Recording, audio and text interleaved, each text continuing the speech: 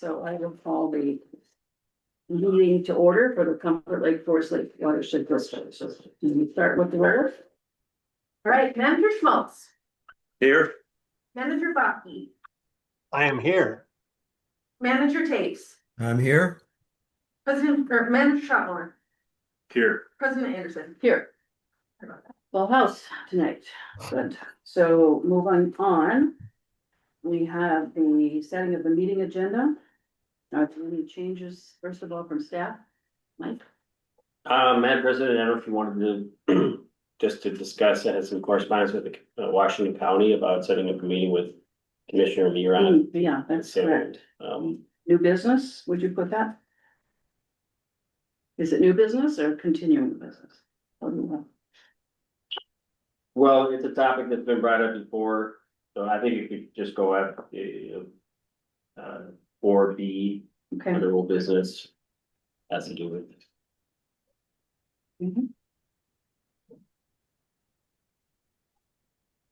Okay, anything else? All right, the motion is in order for the amended agenda. I'll move that we accept the agenda as amended. Thank you. Is there a second? I'll second. Manager Taves? Is that you? Yes. Okay, thank you. All right, Manager Schmaltz, Aye. Manager Baki, Aye. Manager Taves, Aye. Manager Shotmore. 16. Okay. Well, Just Manager make it. oh, the agenda, all right. I said I was listening because I didn't have access. I'm okay with aye. President Anderson. Aye. Okay, we are next to new business. First item, A, 2026 Aquatic Invasive Species Prevention and Management Plans. Madam President, if Matthew here this evening to go over this Yeah, topic, so. thank you, Madam President and Managers. The 2026 Aquatic Invasive Species Prevention and Management Plan is attached to the provided memo. The plan provides or focuses on Seven Lakes, Moody, Keewatin, Bone, Shields, Little Comfort, Comfort, and Forest. The proposed plan details the annual surveys for aquatic invasive species, AIS, and planned treatments for 2026, which are all based on 2025 activities and historical average AIS treatment acreage for individual lakes. The 2026 watercraft inspector budget allocation has decreased by $5,000 compared to 2025.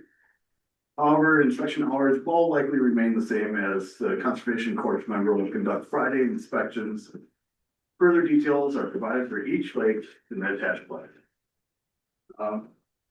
Then district staff recommends the board approve the attached 2026 Comfort Lake Forest Lake Watershed District AIS Prevention and Management Plan.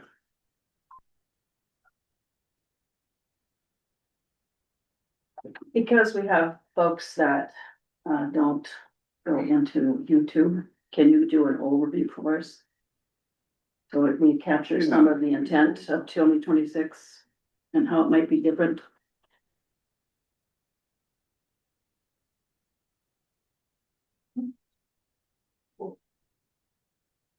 What time do you want? Kind of, I guess, glance through them, go right to Moody Lake there. So Moody Lake, currently we're running the aeration system, obviously with ice off approaching, that'll be turned off once that, point is reached. That was turned on after, oxygen, developed oxygen reached the 5 milligrams per liter threshold, which, when we activated it. For 2026, staff will be performing the Curly Pondweed assessments and delineation surveys along with point intercept aquatic plant survey just to assess the native aquatic plant transplant that project that took place in 2023. Want to move on to Bone Lake. Bone Lake, we have two main activities, Curly Pondweed and Eurasian water milfoil. Both of these will be determined by Blue Water Science delineation and assessments. That the Curly Pondweed assessment will occur first in the spring, followed by the Eurasian water milfoil. So put on, Can I just ask you to put on the Bone Lake budget summary chart, if you could do that, Matt? yep. Right there, did you have a specific question? Yeah, I did. I just trying to, I'm sorry, I got back late and didn't see this till recently. I gotta send you a note on some of this, but I just have a couple questions on some of the accuracy of the numbers. For Bone Lake, you've got Washington County AIS Prevention Grant of $1,800 up in the upper left-hand corner. Isn't Bone Lake in Chisago County? No, that's in Washington, so It is? they do give us some grant money through for the watercraft inspection program, so. Well, then Google needs to learn that. No, really? Yes, definitely said it was from in Chisago. Okay, so that answers that question. Okay, the other question I wanted to mention is that in all these grants on the Eurasian water milfoil, I believe we just pay for primarily the delineation. And then if there's any treatment, the local lake association pays for it. Yes, that is. So maybe you've got this on all the Eurasian water milfoil, you've got a Eurasian waterfowl management down. And I think of management as actually spending the money to treat the product. And before that, in your write-up, you talk about it being the delineation. So maybe we should change that to Eurasian Eurasian water milfoil delineation. What was that, like coordination, would that work? Or coordinate, but isn't delineation the word we use with Blue Water Science? They delineate what has to be Yeah. treated? And then we provide the surveys to the. Right, and then maybe you want to put an asterisk on that, put down that actual treatment of Eurasian water milfoils up to the Lake Association. Right. I also want to compliment Bone Lake on, I'm sure it's the Lake Association, for all the new contributions they got here. There's about 4 or 5 people contributing. And that's a big improvement from what we've had in past years, so that's really great. So just want to make that remark. That's all I had on that sheet, so thank So I've got that noted, so for all the graphs. Done. I'll move to Little Comfort. Little Comfort, again, staff will just be performing all the AIS tracking and early detection surveys. We're mainly looking at Curly Pond, but as it hasn't been a large issue in the past, there is no expected treatment. Similar with the Eurasian water milfoil. Remember noting in 2025, we joined Blue Water Science, so out of the 55 locations we surveyed, only 2 had Eurasian water. So not a large concern. There's a natural plant though that grows in Little Comfort. It is the coontail. Well, no, this is something different. It's kind of a brownish color, copper color. I talked to Steve, at Blue Water about it a few years ago. And that is something that, needs a permit from the DNR for people to basically take it out themselves along property lines. So just be aware that if we have a good season, that may show up.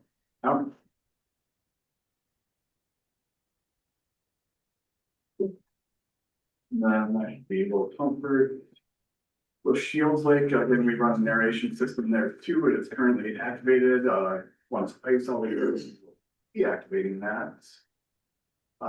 We will be performing, Blue Water Science will perform the initial delineation and assessment surveys to determine if any, curly pondweed that needs to be treated, historically, this has been 2.89 acres. Be the area that's been treated, but again, that will all be determined by the springtime delineations. When did you get that early growth picture? This was during a monitoring event, normally we always monitor in the deepest point, but on the way back, we wanted to just check a second point, because it was right after we turned on the aeration system. And there was this guy was hooked onto the drill that we use a little, so it came up, and I thought it was a very prime example of seeing how curly pondweed starts growing very early. This would have been February. Okay. So that's just a Lot of sun, Yeah. ice melting, okay, low snowpack. yeah. All those can contribute. On to Lake Keewatin, here, staff will do the initial AIS tracking, and then with this one, last year we had been looking at purple loosestrife, we gotten some concerned calls. And, right on Kiwanis Ave and 97, there's a large population, so we've been looking into that. The DNR has been running a biocontrol management program for several years now, so after investigating that a little further, we decided to possibly give it a run, make some documents and see if this would be something that we could turn into a citizen volunteer program in the future. So we're looking at collecting beetles in the spring, rearing them. It's very low cost. The DNR will provide the netting. All you do is keep the plants in a kiddie pool, add water when necessary, and wait to release them in June there. So if successful, that would definitely be a great asset for the district. Forest Lake, again, here's the curly pondweed and the raging water milfoil. Forest Lake has, well, just over 1,500 acres of littoral zone. So a lot of area for potential plant growth, not just AIS. But Blue Water Science will be looking at delineations early spring here. You're gonna have it listed there. And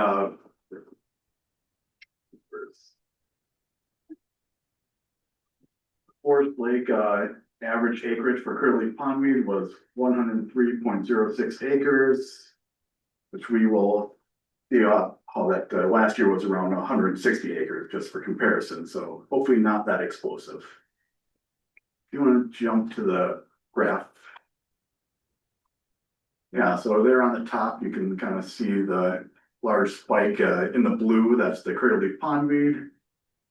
And we'll just have to see after the treatment last year, the Blue Water Science Assessment did observe good control, so hopefully that took. And then Raging Water milfoil, of course, the Lake Association, we will provide the survey to them and they will coordinate that treatment. Our greatest success has been with the flowering rush, where if you want to go back to that graph, it really shows it began with the 12 acres, but between treatments and seed head clippings, we've really knocked that back. So it's down to like less than a full acre at the initial start of the season there. What color is that? That is the bottom, the treatment is the blue. Okay. The flowering rush, and then the post-treatment, that's after. We usually contract with, in the past, PLM, and then they've done 2 spot treatments, typically along with area treatment if required. So that is also has a very long growing season from the end of June till beginning of September, so it takes multiple rounds. We want to move on. Which one? Alright, yeah, I guess the tri-party here, that is something that'll be up on later old business, but just gonna go over that real quick. The city contributes $63,750, and so does the district, and the Forest Lake Lake Association contributes $22,500. That's the agreed upon spending amount. Each entity is responsible for how they spend that money. And then a reserve fund will be created if necessary if some of those funds are not spent, which I believe they had used some of that last year, but it'd be good to get some of that back. Just to not jump ahead too far, but in the potential increases in 2027 and 28, I'm gonna just to account for a rise in expenses and AIS management. As the agreement has remained the same since 2022. And yeah, that's kind of, I guess the rest will be covered in the other. Want to go on to Comfort Lake. Here again, as with Bowen and Forest, currently pondweed and Raging Water milfoil will be surveyed by Blue Water Science. You want to go to that graph, historically, the curly pondweed acreage treatment has been 5.23 acres. So not as large as Forest Lake, that's for sure. And then with this one, this graph, there is that large spike there. That was a whole lake treatment performed by the Comfort Lakes Association in 2022. And after that, there was a quick little spot treatment for Raging Water milfoil, and then 2024 or the curly pond treatment. Yeah. Nothing in twenty. You might wanna put a little bit more detail about that All Lake. There were two treatments in the spring and then again in the fall. And it was the fall where it was so thick that it was blocking all the light for the plants underneath. So they were all dying and all of that kind of stuff, but there's never been enough detail about how that program worked and how successful it's been. Because we barely see EWM in our lake anymore. It's a real success story. And that was done with an innovation grant that the Lake Association got from the DNR. And so it was beautiful. Well, Mhm. So I think we need a little more explanation on that one. That whole thing was paid for by a grant. What was grant, the district paid It's. 25, 30. Yeah, cause I know we Something had a like that. special vote on that. Oh, yeah. Cause it was a decision of whether we should cover it or not, Mhm. cause it was, you wanna have, all the decisions yourself, but I know we did put some money into it. Yeah, and I was gonna mention that earlier, but I thought I'd wait until this one, cause it's so graphic. When EWM gets so thick that you can't swim in it, you can't take a boat through it. It's blocking all the light for, all that photosynthesis that has to happen, underneath, and so, it damages everything. So it really, I think, when it gets that bad, the district has to become involved or find a grant like we did to pay most of it. And help with that because it is disrupting the lake. And that's our overall goal from the state is to make sure it's swimmable, fishable and recreational enjoyment can be had. So we just need to keep that in mind, that the early part is fine, but when it gets bad, it takes some outside help.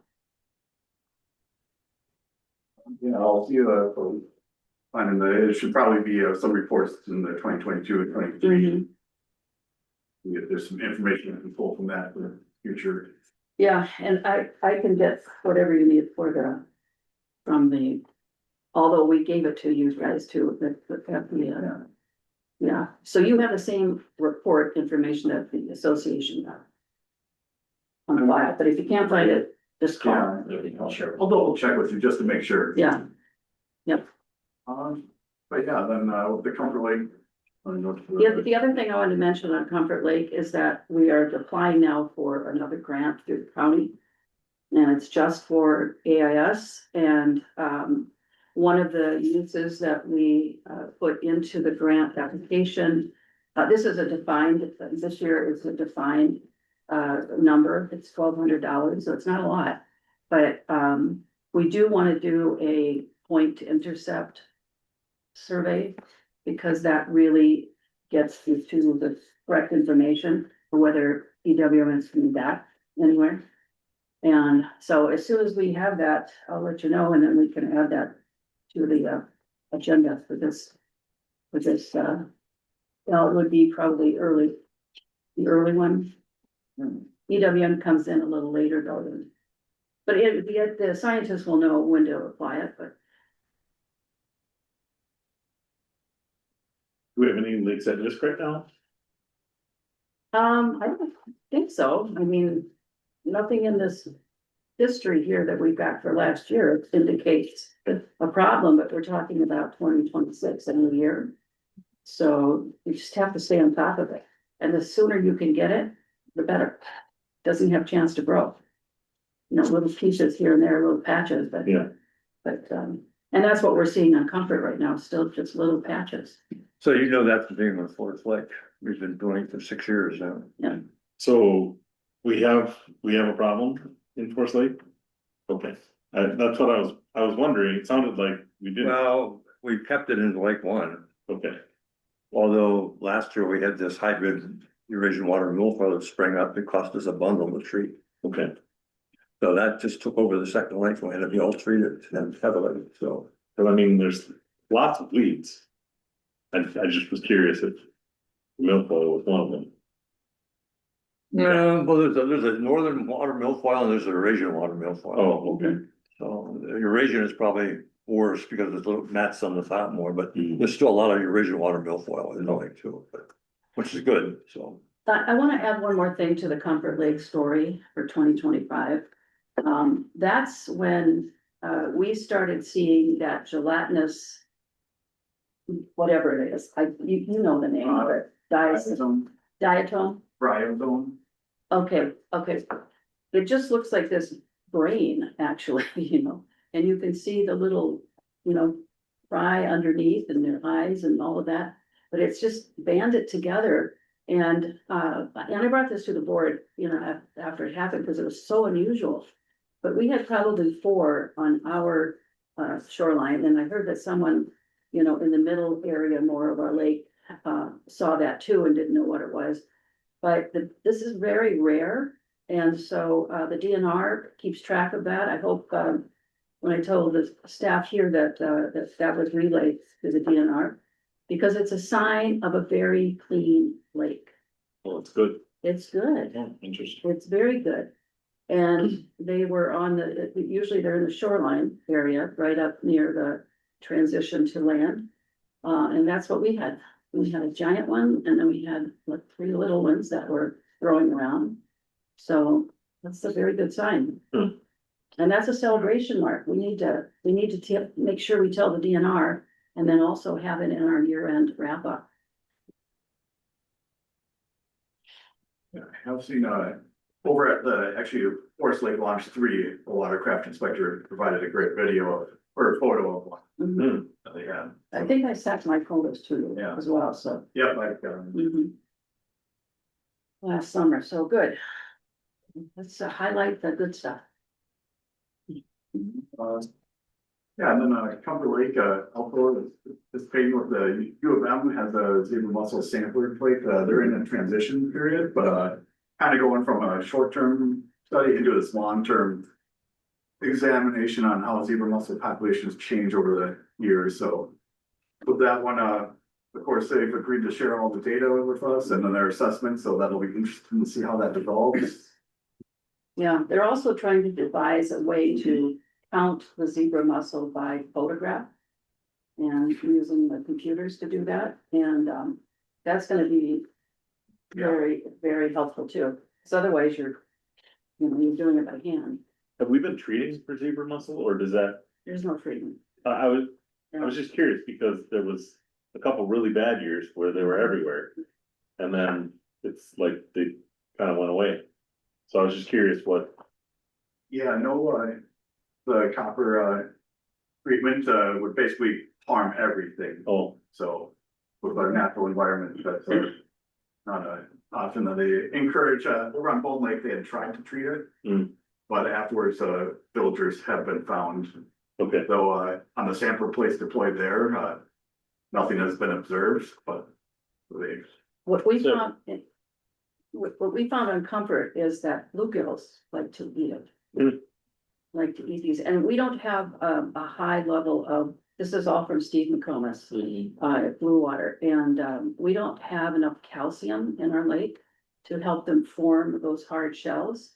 They get a shell, but it's Yeah. soft, and so, the fish can. break through it. I've been doing the plates for couple of years now, and last year I didn't get any, the year before I Yeah. got quite a few, but last year I didn't get any. Yeah, good year actually. we don't know why, but Right. it's a good thing. Mhm. Yeah, so hopefully they use Masonry study will enlighten us on some more of that. And then for rough fish management, staff have discussed with talked to various people, entities, the Chisago Lid, Noble Stormwater Conservation District, DNR, just to kind of assess the feasibility of the ongoing management, and then I know managers are also looking into exploring potential funding avenues into a carp movement study to build upon the Comfort Lakes Association population study. It's conducted in 2024, Mhm. so. And we've done those on all of our lakes, starting with Bone and Mike, what was it, professor's name at the U? Dr. Sorensen. Sorensen, yeah, I went to one of his seminars too, he's a very fascinating guy, but. You know, this thing is all about find out where they spawn. And it's usually in the wetlands around the lakes, and then you cut that source. And you can then harvest and, you know, maybe not get rid of all of them, but a lot of them. And then two, talking to DNR, this is something I found out this year, they will be doing a full fish survey on Comfort Lake in 2026 as well, so. Who's that? The Minnesota DNR Fisheries, Heatley Branch. Wow, that's the first time in a long time. They were Yeah. doing it out a couple years ago, maybe for something. I know, did they just do Forest Lake last year? Mhm. Remember seeing them out there? I don't know if that was a full fish survey. They have a cycle. Yeah. Mhm. So I'll be, to look forward to. Next year. I think they already started that actually last year, cause we had them, they called and asked to have their boat. Once they were done, they drive to the area, so it was docked at our house, or our dock, I mean. For the summer, so I think they started.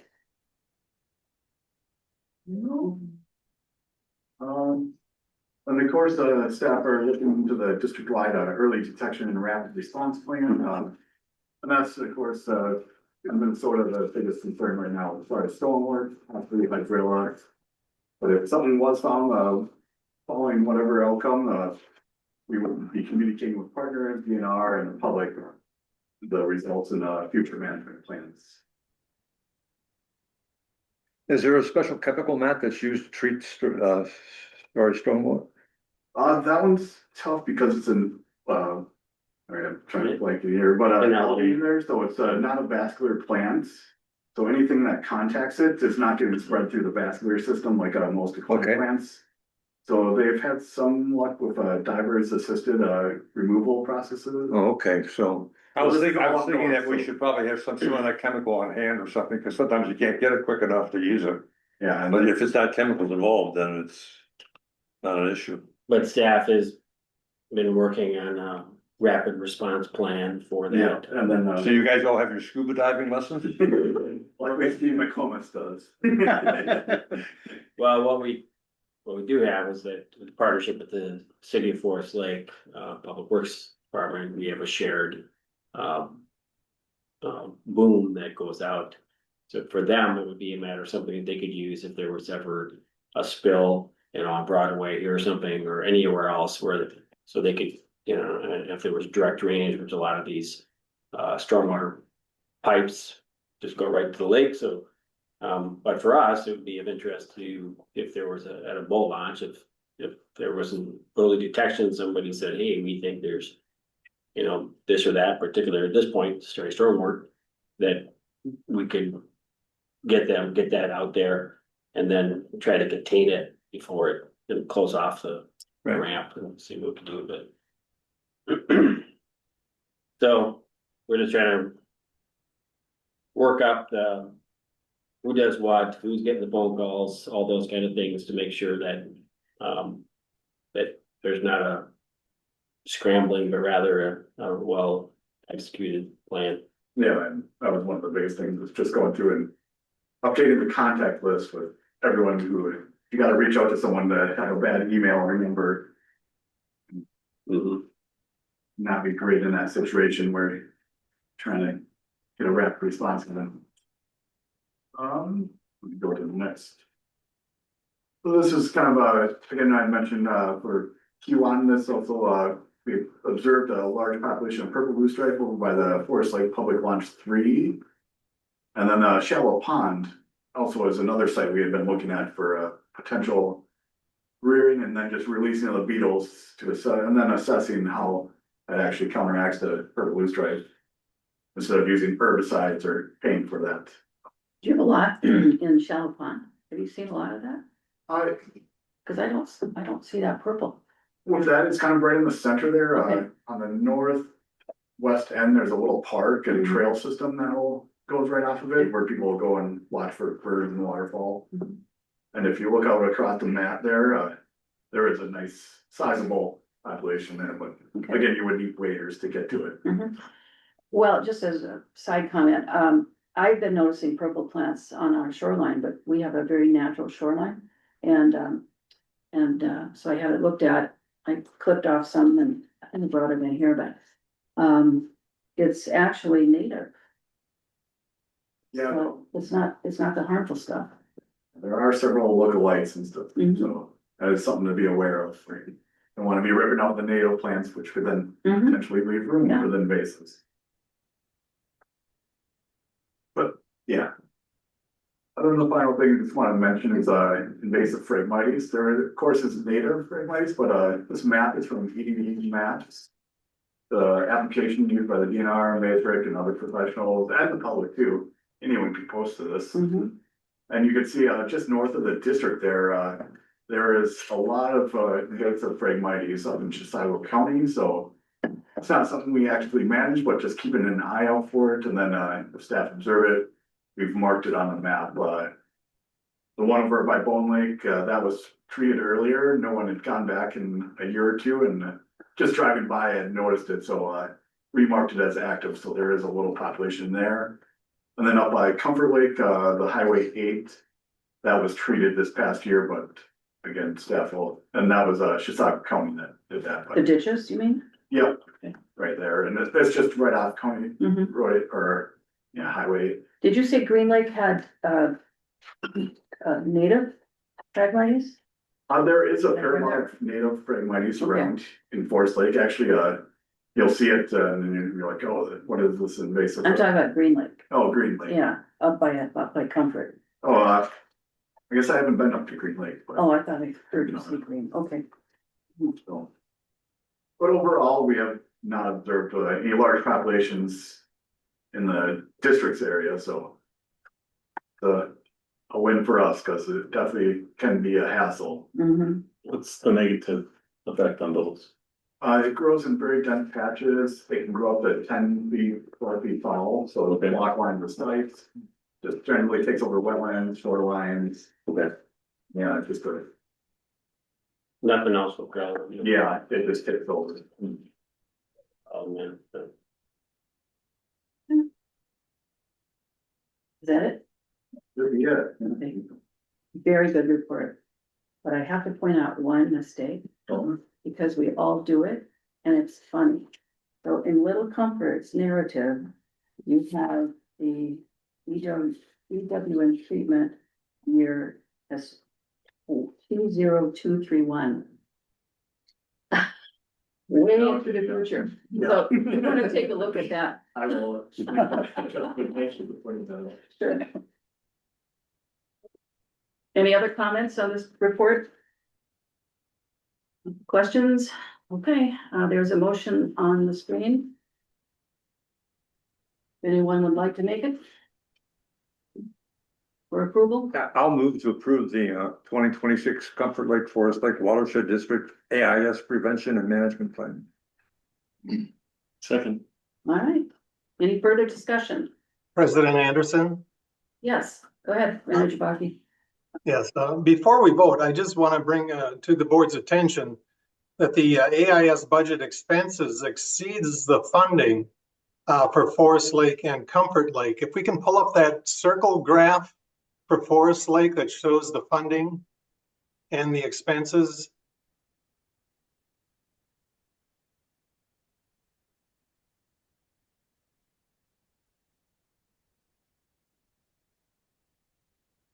Thank you. That's it. Notice that the funding for Forest Lake is $107,716, and the expenses is $110,813. I think as we work to stay within the budget, I just want the board to be aware of this. And that's something we need to be addressing at some point. I guess I know these are estimated funding amounts and estimated expenses, but just a point to bring to the board. Are any of these covered by grants? For the AIS, we have a Washington County AIS prevention grant, for watercraft inspection, and then they provide, approximately, $9,000 for, 4,050, 500 for, flowering rush, and the equivalent amount for curly pondweed. Mhm.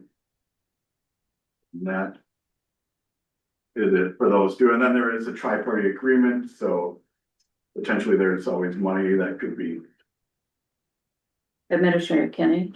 Madam President, Andrew Baki, I think one of the things is that, Matthew was indicated earlier is that, I mean, from a forecasting standpoint, Curly Pondweed and some of these others have been all over the place.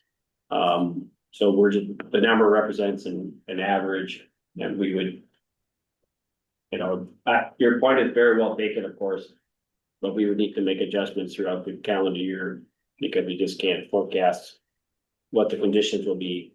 And I guess at some point, it might be also a matter of deciding, in some years, and I've been advocating that when there are lower concentrations, and while some people will be the losers on it, but we just don't treat because of the potential for herbicide resistance within the plant species themselves. And then you won't have another backup or a more expensive backup. So it's just on some occasions, we don't do the treatment, but of course, everybody or not everybody would be in agreement on that, but it's just one way to then further manage from a budgetary standpoint. Or change maybe the way that the extent of it is done, you know, the polygons that are treated, is just try to find the absolute most dense areas. They are using the CA bio-based technology this year, Steve McComas from the Water Science, and that, so it gives you, it's a side scan radar, they can attach, so in addition to the traditional method, this will give them a reading that they can send to a third-party company. You get a reading, then you can get a quite accurate density, but it also gives you a profile, so you have a better understanding of the full quantity needed. So it's maybe the equivalent of what I would say in terms of like how a lot of agriculture is moved when they do herbicide. You know, they can avoid overspraying and all kinds of other stuff. You can, so the applicator itself can reduce how much is used. So we're hopeful that that alone will provide some percentage, singular likely percentage efficient or improved efficiency and reduction in expenditure alone with the same result. I totally get that, but the comment is, it's the beginning of the year. I totally get during, as the year goes on and we gotta do something, we gotta move a little bit here, gotta move a little bit there. But this is the beginning of the year, we haven't done anything, we're already planning, our expenses we should, basically, if they're ever gonna match, they should start, they should match now. We could just change the numbers. We could, and I'm just saying that's. So that's what most people do. Yeah, and I'm just saying that if we're going out the gate, it'd probably be a good idea if we just matched our funding with their plan. Well, I don't think the grant money is fully shown here. I mean, I'm just adding up. It is, everything I that checked says it out. grant. Okay, Emily's Candace, where she might be able to provide more insight on. yeah, and that's, you know, the total is 153,200. And there's at least 5 grants around here that add up to about 40,000.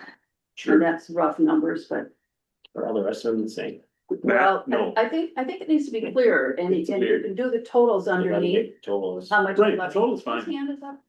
Emily? Emily's. Okay, Emily?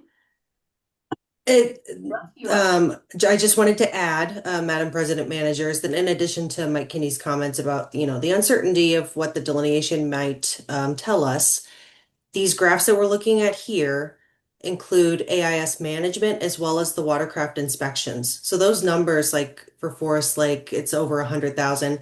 It looks especially high compared to the Forest Lake AIS management line item because in our budget, watercraft inspections is its own line item. So it's kind of pulling from a couple different budget line items to give you this pie chart here for the individual lake. I just wanted to note that, which is why some of these numbers look even higher because multiple budget line items are involved.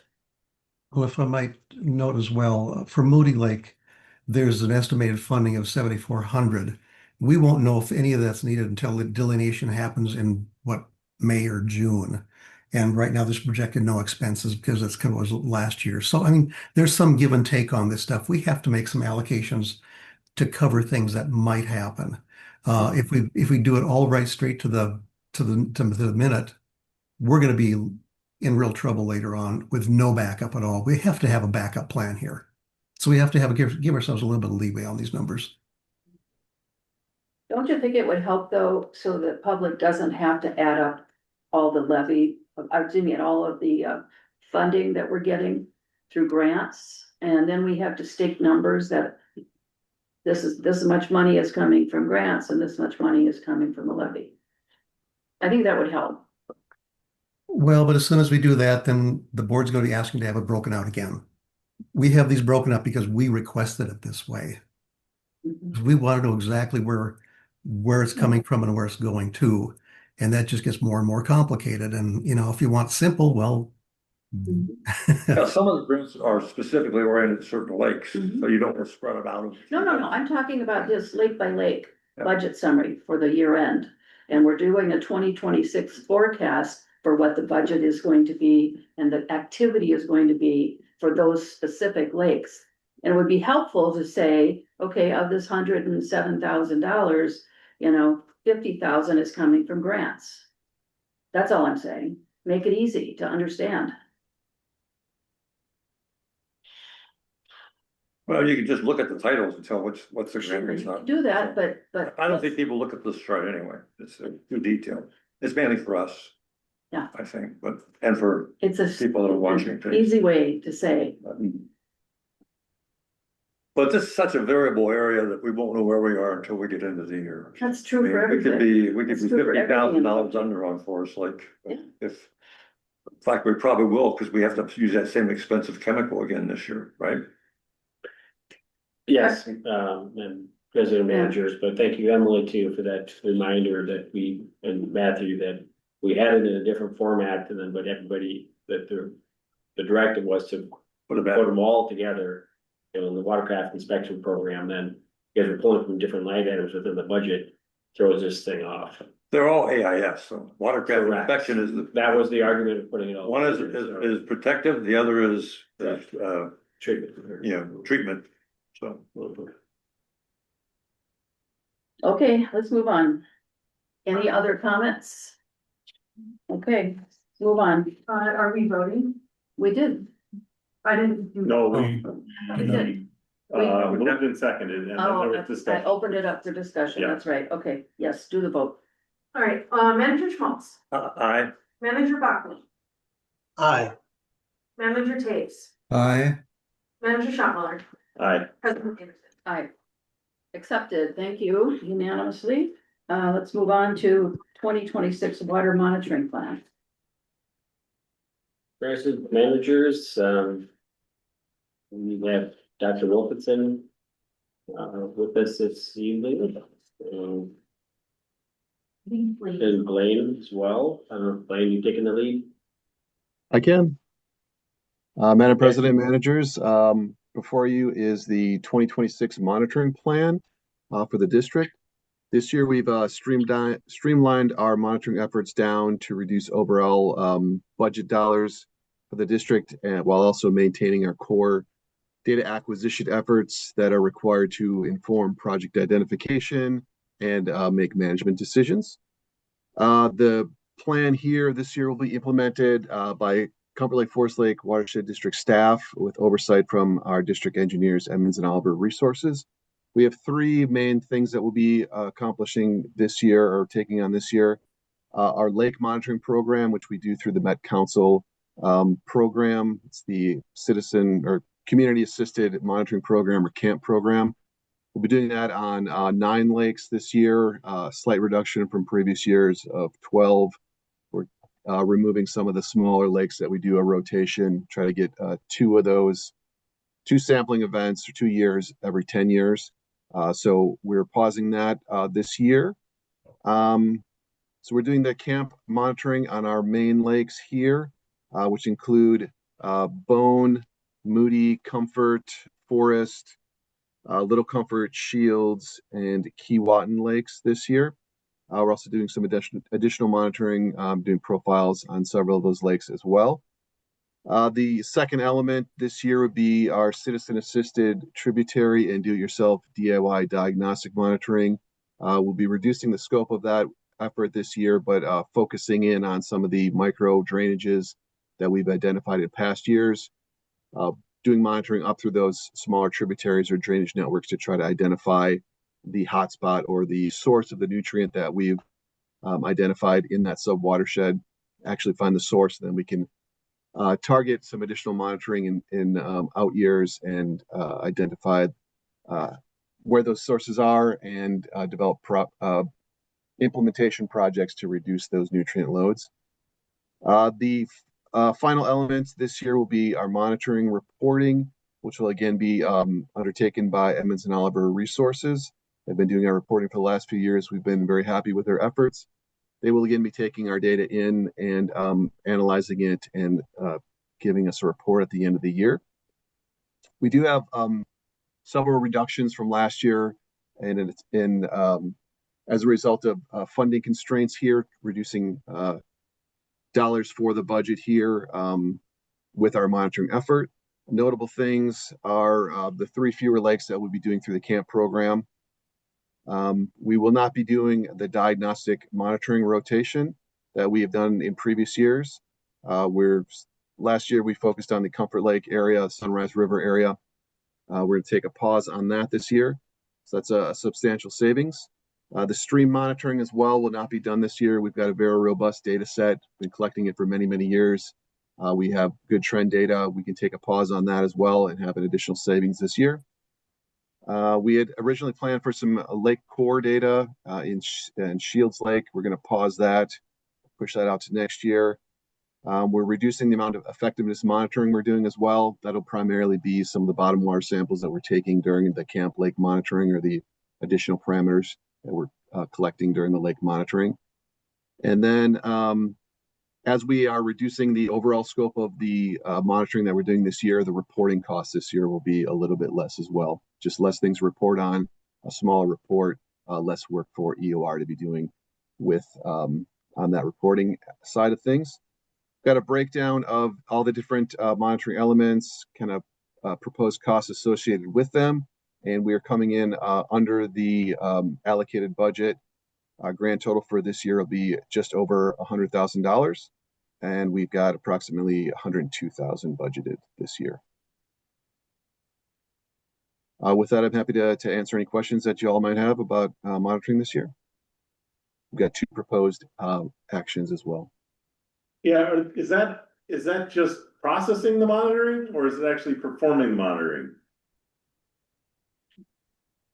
Like, for example, is somebody from our staff getting the samples, sending it to you, and you just run the results? Or are you guys coming out and pulling samples? So district staff will be collecting many of the lake samples. We also have a volunteer network that helps us with some of that.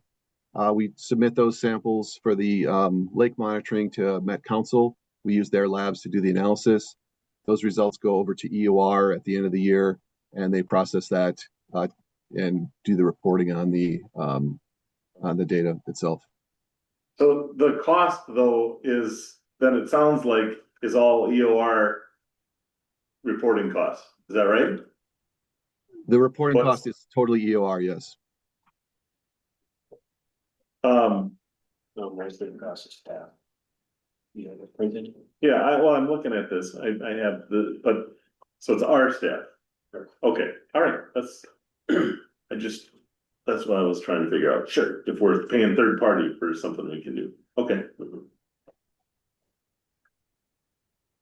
So this $153,200, that is the total of the plan for the year? And you said that we're going to be at 104,000? We are just we are, Madam President, we are at a grand total of 100,590, and the allocated budget for this year was 102,000. So we're just under budget. Okay. Oh, let's see. I did include the 2025 budget numbers there just for reference, just Mhm. indicating the savings that we're having this year. And it's from those cutbacks of the monitoring sites that you have enough data on, and you don't need Correct. to do those here? Okay. Correct. Okay.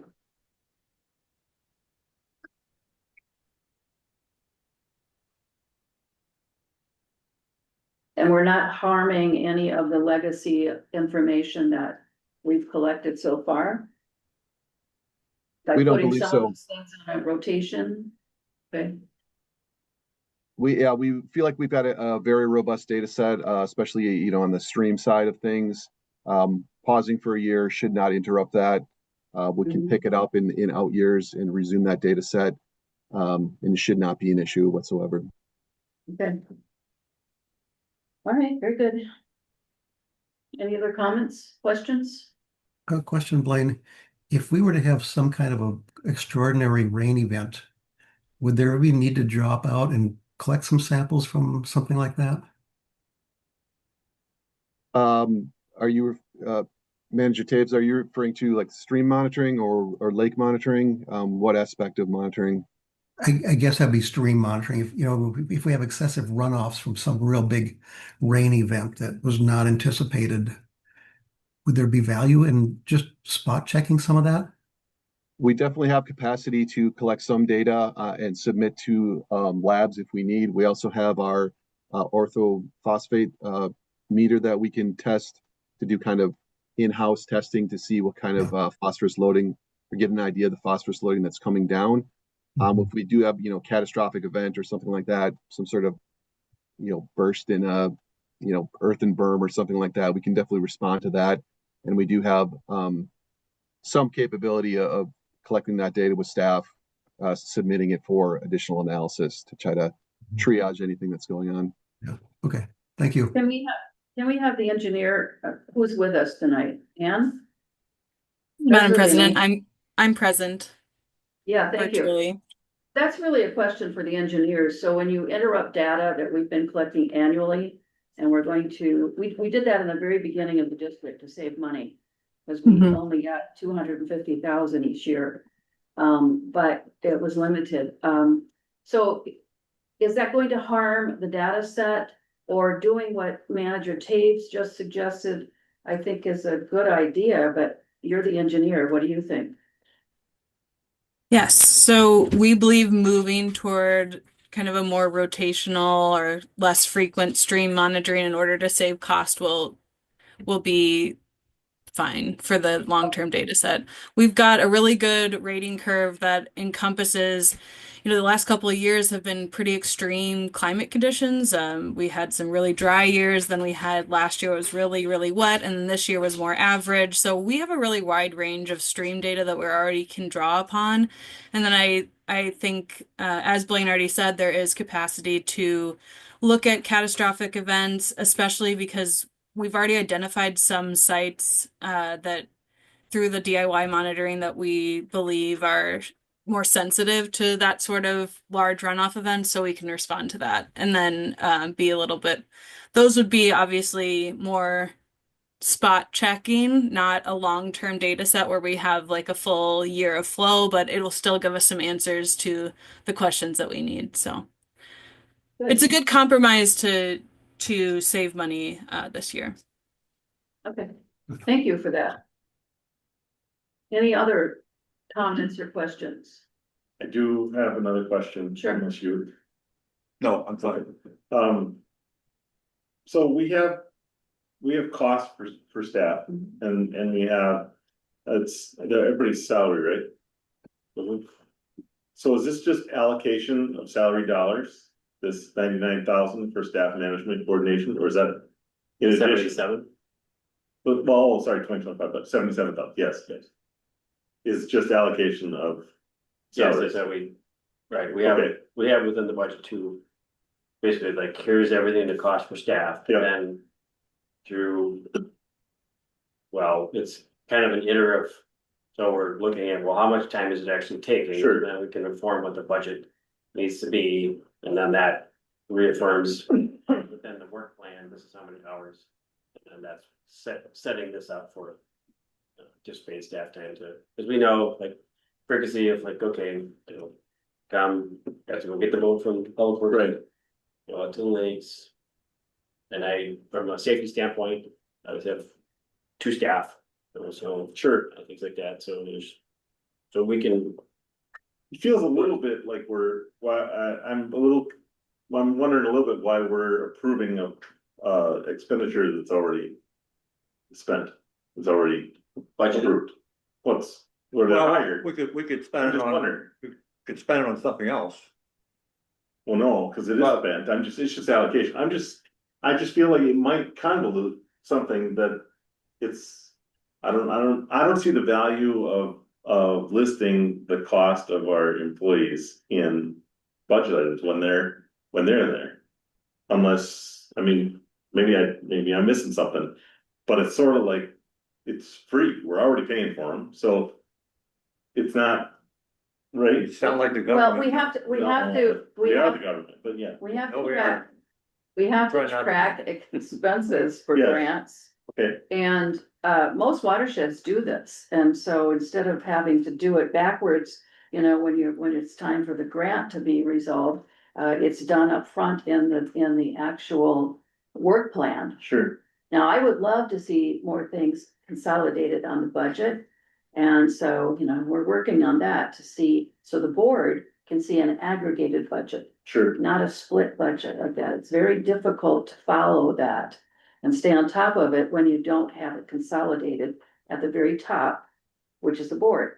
So, but if, you know, they go through this process where you're separating out the work for that coming year, so it's all defined. Yeah. So that's valuable.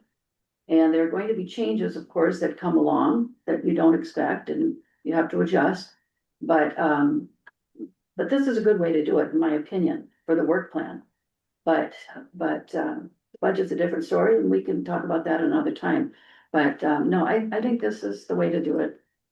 okay, Yes. Madam President, additionally, so from a process standpoint, when we're doing the budget last summer, we would have no idea what the 2025 test results would look like. Mhm. So now that we have that, we'll look at what, you know, like, okay, do we want to continue with what we thought was the case last year? So we're reaffirming with the board here that, okay, we're making changes within the monitoring, and that's typical of every year. We're gonna do some different things. And so we wanna, before we go in the field and start collecting all this information and setting up like that commitment in terms of staffing, that that the board has reaffirmed what, you know, based off of the data then that we had collected. Because 6 months ago, we wouldn't know, and we want to be adaptive enough to, you know, be able to move and make changes. So if there was something that we saw in the previous year, maybe we would say, no, you know what, we really need to maybe do some diagnostic work here. And in fact, that's one thing that we're trying to work on from a grant application is to look at what, there is something going on with Shields Lake, and we're working on trying to identify where within that system that we need to have more focus.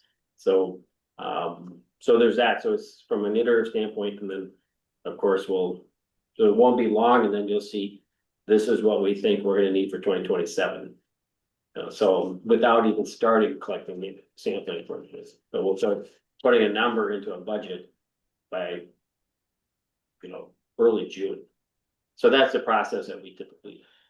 I'm used to the private sector, we've got a nut. We can get as much work as we can get out of this. And then we're talking about what is extra, do I have to spend anything outside what is cost me on what we're already committed to for the year, right? And that's what we're talking about for approvals and things like that. We're just trying to be as productive as possible. It just feels like it's 77, I mean, it's just $77,000, that's it, that's what's gonna cost for this, it's just allocation of resources. Right, that's the number of hours it's gonna take, and that's what those hours are gonna cost. Correct. Okay. Yeah. All right. You're building this by activity. By the work that has to be done. Yeah, Sure. exactly. And in Shields, we have to do some diagnostic monitoring to find out what the problem is, so. And that's still because in- there's so many hands and people we work with, I get that it's a little different. And you will see later on that, or next meeting, there will be a request for us to put out another fairly large grant request for funding on that is monitoring impact. Sure. And that they may then change the whole dynamic of what we're capable, we'll move internally with what we can do, or then start or maybe pull in EOR or somebody else for some additional hours if needed. Okay. So the only thing that's constant is change. But we try to manage it as systematic and consistent within the realm. Right. Okay. Are we done with this I'm discussion? good. Okay. There are two motions on the screen and we need someone to make it and President Anderson, I'd like to make a motion to approve the 2026 monitoring plan as presented in this memo. And I will second that. Okay, thank you. Roll call. Manager Schmaltz, Aye. Manager Baki, Aye. Manager Taves, Aye. Manager Schottmuller, Aye. President Anderson. Aye. Motion carries unanimous. Thank you. Motion two. I'll also make this motion to authorize the administrator on advice of council to enter an agreement with EOR to complete the 2026 monitoring report as in accordance with the 2-27-2026 scope of work and in an amount not to exceed $9,990. And I will second that. Thank you. Manager Schmaltz, Aye. Manager Baki, Aye. Manager Taves, Aye. Manager Schottmuller, Aye. President Anderson. Aye. Carries unanimously. Thank you. Next item, D, fiscal year 27, the Clean Water Fund competitive grant applications. Madam President, managers, so we've, the cycle typically for the competitive clean water grants had been pretty much since its inception. Did we see? I was kind of wondering, yes, we did, because Oh, what's okay, it? sorry. 2026 cost share program framework. And Here, is Aiden in? Aiden is in. Madam President, managers, I'd like to present the 2026 cost share program policy for the board to approve. The larger changes I've highlighted here, we added some language clarifying eligibility for applicants with open permits. We have now made it possible for those who have permits to apply for cost share, as there are scenarios where that is the prime opportunity for certain projects. These projects will still not, the projects that are mandated under the permit will not be eligible for cost share. We added some eligibility information for education projects, clarifying what is eligible. We did remove the property tax prepayment as a reimbursement or payment method. We've had this as a possibility for 2 years now, and we've had one person take it up. And this last year, there was an error in the county office, or excuse me, in our payroll. I can't recall if it was in their accounting or there was an error, I should say. And that property tax payment did not go through. We did just end up sending a check anyways. And so in the principle of keeping things simple, we'd like to remove that. And in doing so, it wouldn't make sense to have that program continue to be called the property tax prepayment program. So I'd like to revert to the legacy payment program for that. Otherwise, all of the rates for 2026 will remain the same as 2025. We had a very successful year, so we don't feel the need to just increase those rates or change them at all. We still think we'll have very active participation with the same rates that we had in the previous year.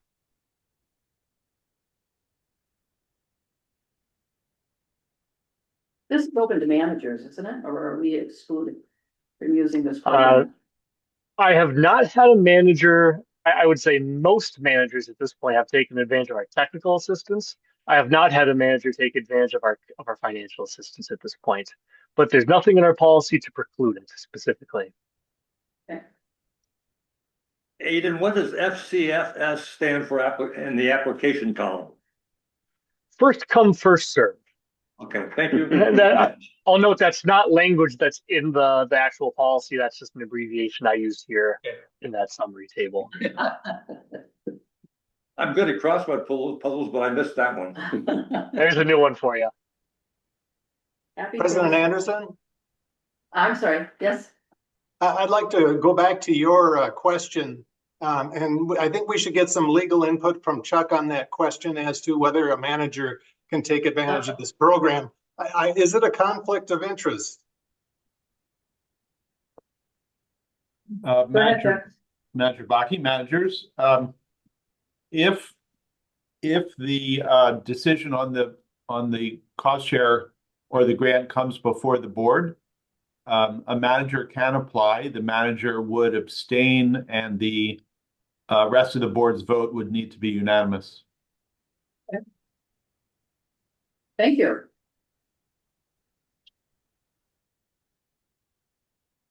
Aiden, I have another question on shoreline habitat.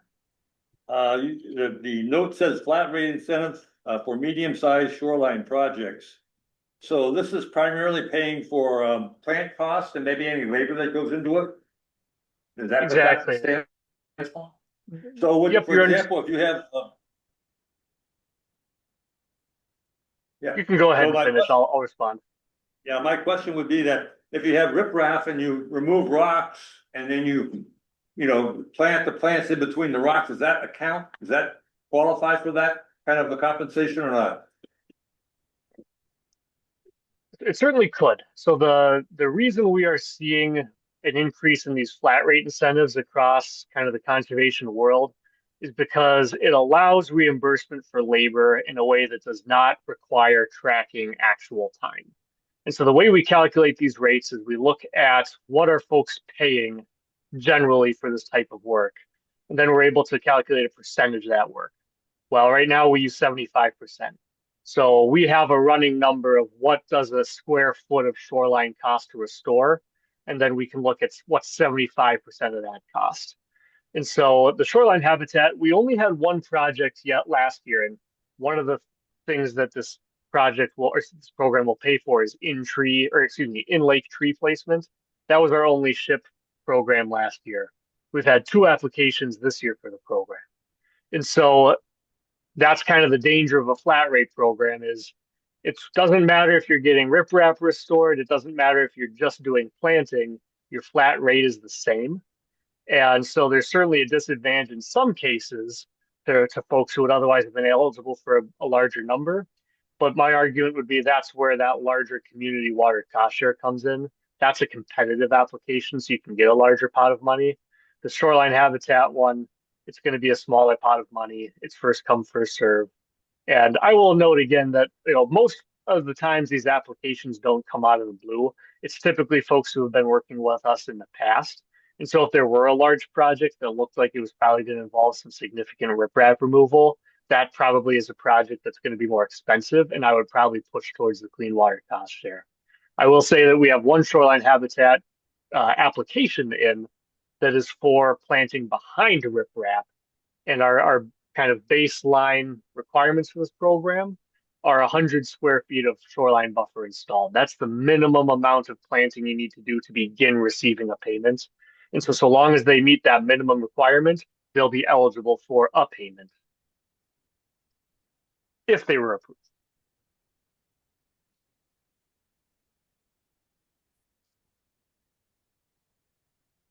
Have we done any seminars, through Adam's work to explain this to the public? Even focus on each of our lakes, I think would be a good thing. I would note that when we first began rolling out this shoreline or the shoreline program specifically, when Adam arrived, and we had lake specific meetings. And so we have had a number of seminars that included this information that were specific to shorelines. We don't have a general, cost share seminar, but I do know that Adam has plugged this consistently. And and it's something I've mentioned in the admin report, but I should state it now. Last year was the first year that we have used our entire cost share budget. And I do think that a good part of that is because of the increased outreach we've had from Adam's department. We also had the Lakeshore tour of Bone Lake this last summer, which is a good educational event. Well, that's true. Those are very helpful. Not a lot of people go to them though, but it's helpful. Every little bit. Okay, any other comments or questions? I'll move that the board approve the attached 2026 Comfort Lake Forest Lake Watershed District cost share policy. Good. There's a second? You don't put the motion. Oh, sorry, you're finding the Okay. Is there a second to that I'll motion? second that motion. Thank you. Any further comments? If not, roll call. Manager Schmaltz, Aye. Manager Baki, Aye. Manager Taves, Aye. Manager Shotwell, Aye. President Anderson. Aye. Motion Just one carried. last comment. Yeah. I wonder if it's possible if Aiden could give us an update of how last year went.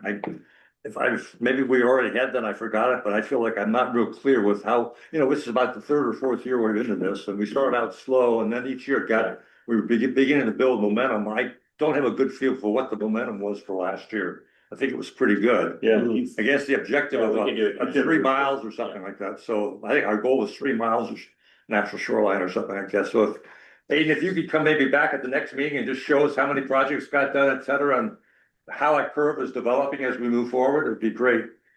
Because I'd like to talk to friends about this in terms of how it's growing, but if I don't have the facts, it's hard for me to do that, so. Yeah. I will work with staff to make sure we have some time on the next board agenda for that. And at minimum, I can provide a written report of our cost share activities and then potentially some more information later, but we'll definitely coordinate that. Happy to report. Yeah, I Thank think you. that's a good idea for any of our major projects like this that we have Right. ongoing. So that should always be included in our year-end report. Or they could also be stuck into the project review section. We usually do the construction projects, but there's no reason why we can't have a second one, an update on like we did on permitting. It was very interesting, right? Mhm. Like we did this week again. Yeah. So everybody gets a turn during the year, then they comment about their area. Program is what I'm Right. talking about. Yeah. We should have a year-end report on that. Okay. Thank you, Aiden. All right, we already have a motion second, I believe. No, and we did roll. All right, so we're done. I can Now we move got on. the clean water. Clean water, number D. President and managers, Mhm. so the from its early years of this competitive grant, of which the district has been number one recipient in the state of Minnesota for those last 12 years. That has always been a grant that is cycled only. Application period is late in the summer, completed August. Last year, they did not have one.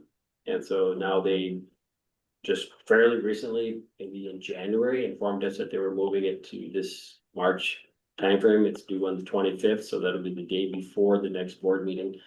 But also the state has, as they're moving to more funding to one watershed, one plan, they're reducing the number of grants to this competitive process from 5.1 million in 2025 and 6.9 in 2024 down to 3.3. So presently, we're looking to do a couple of different things. One is this Bone Lake Northeast Ag Practices, kind of laid out there. The other is a bigger one is Broadway Iron and Sand Filter replacement. We do have a letter of support from the city on that one. We were hoping to do something with the Dead End Streets project, but I just don't think it's gonna get off the ground. And the city wants to have more dialogue on it. And my response earlier today was like, I literally got pulled into that within like the first couple of weeks on the job 12 years ago. And it's been like, this kind of comes and goes and comes and goes. So I suggested that we have a dedicated work group and that we actually focus and try to keep it alive. It's very important.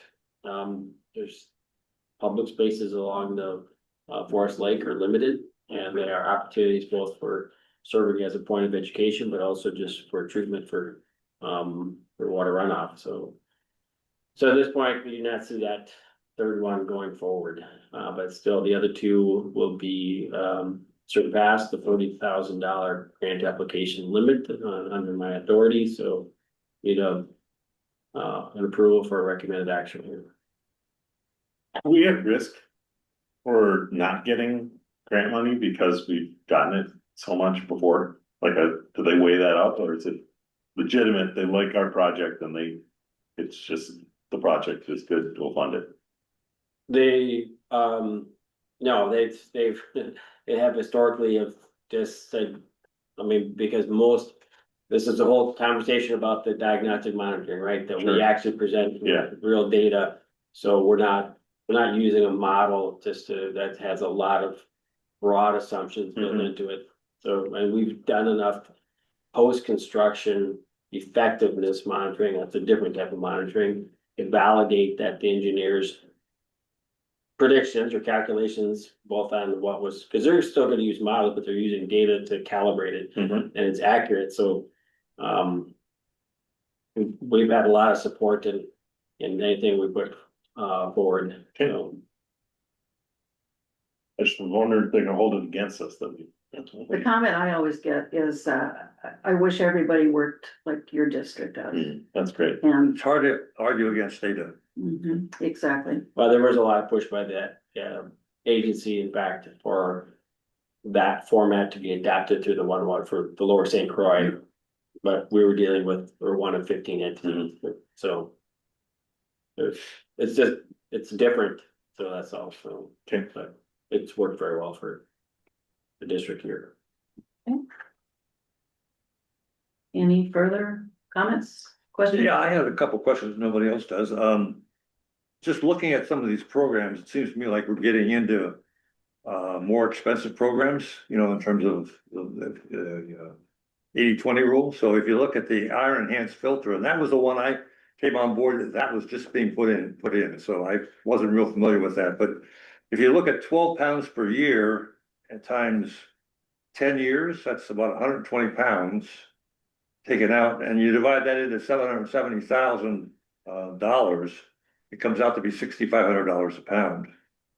Now that's way, way above where we've normally been, and I just wonder if we're better off doing those kinds of projects, or whether we're better on moving on from something like this to putting more money into flood mitigation and green space.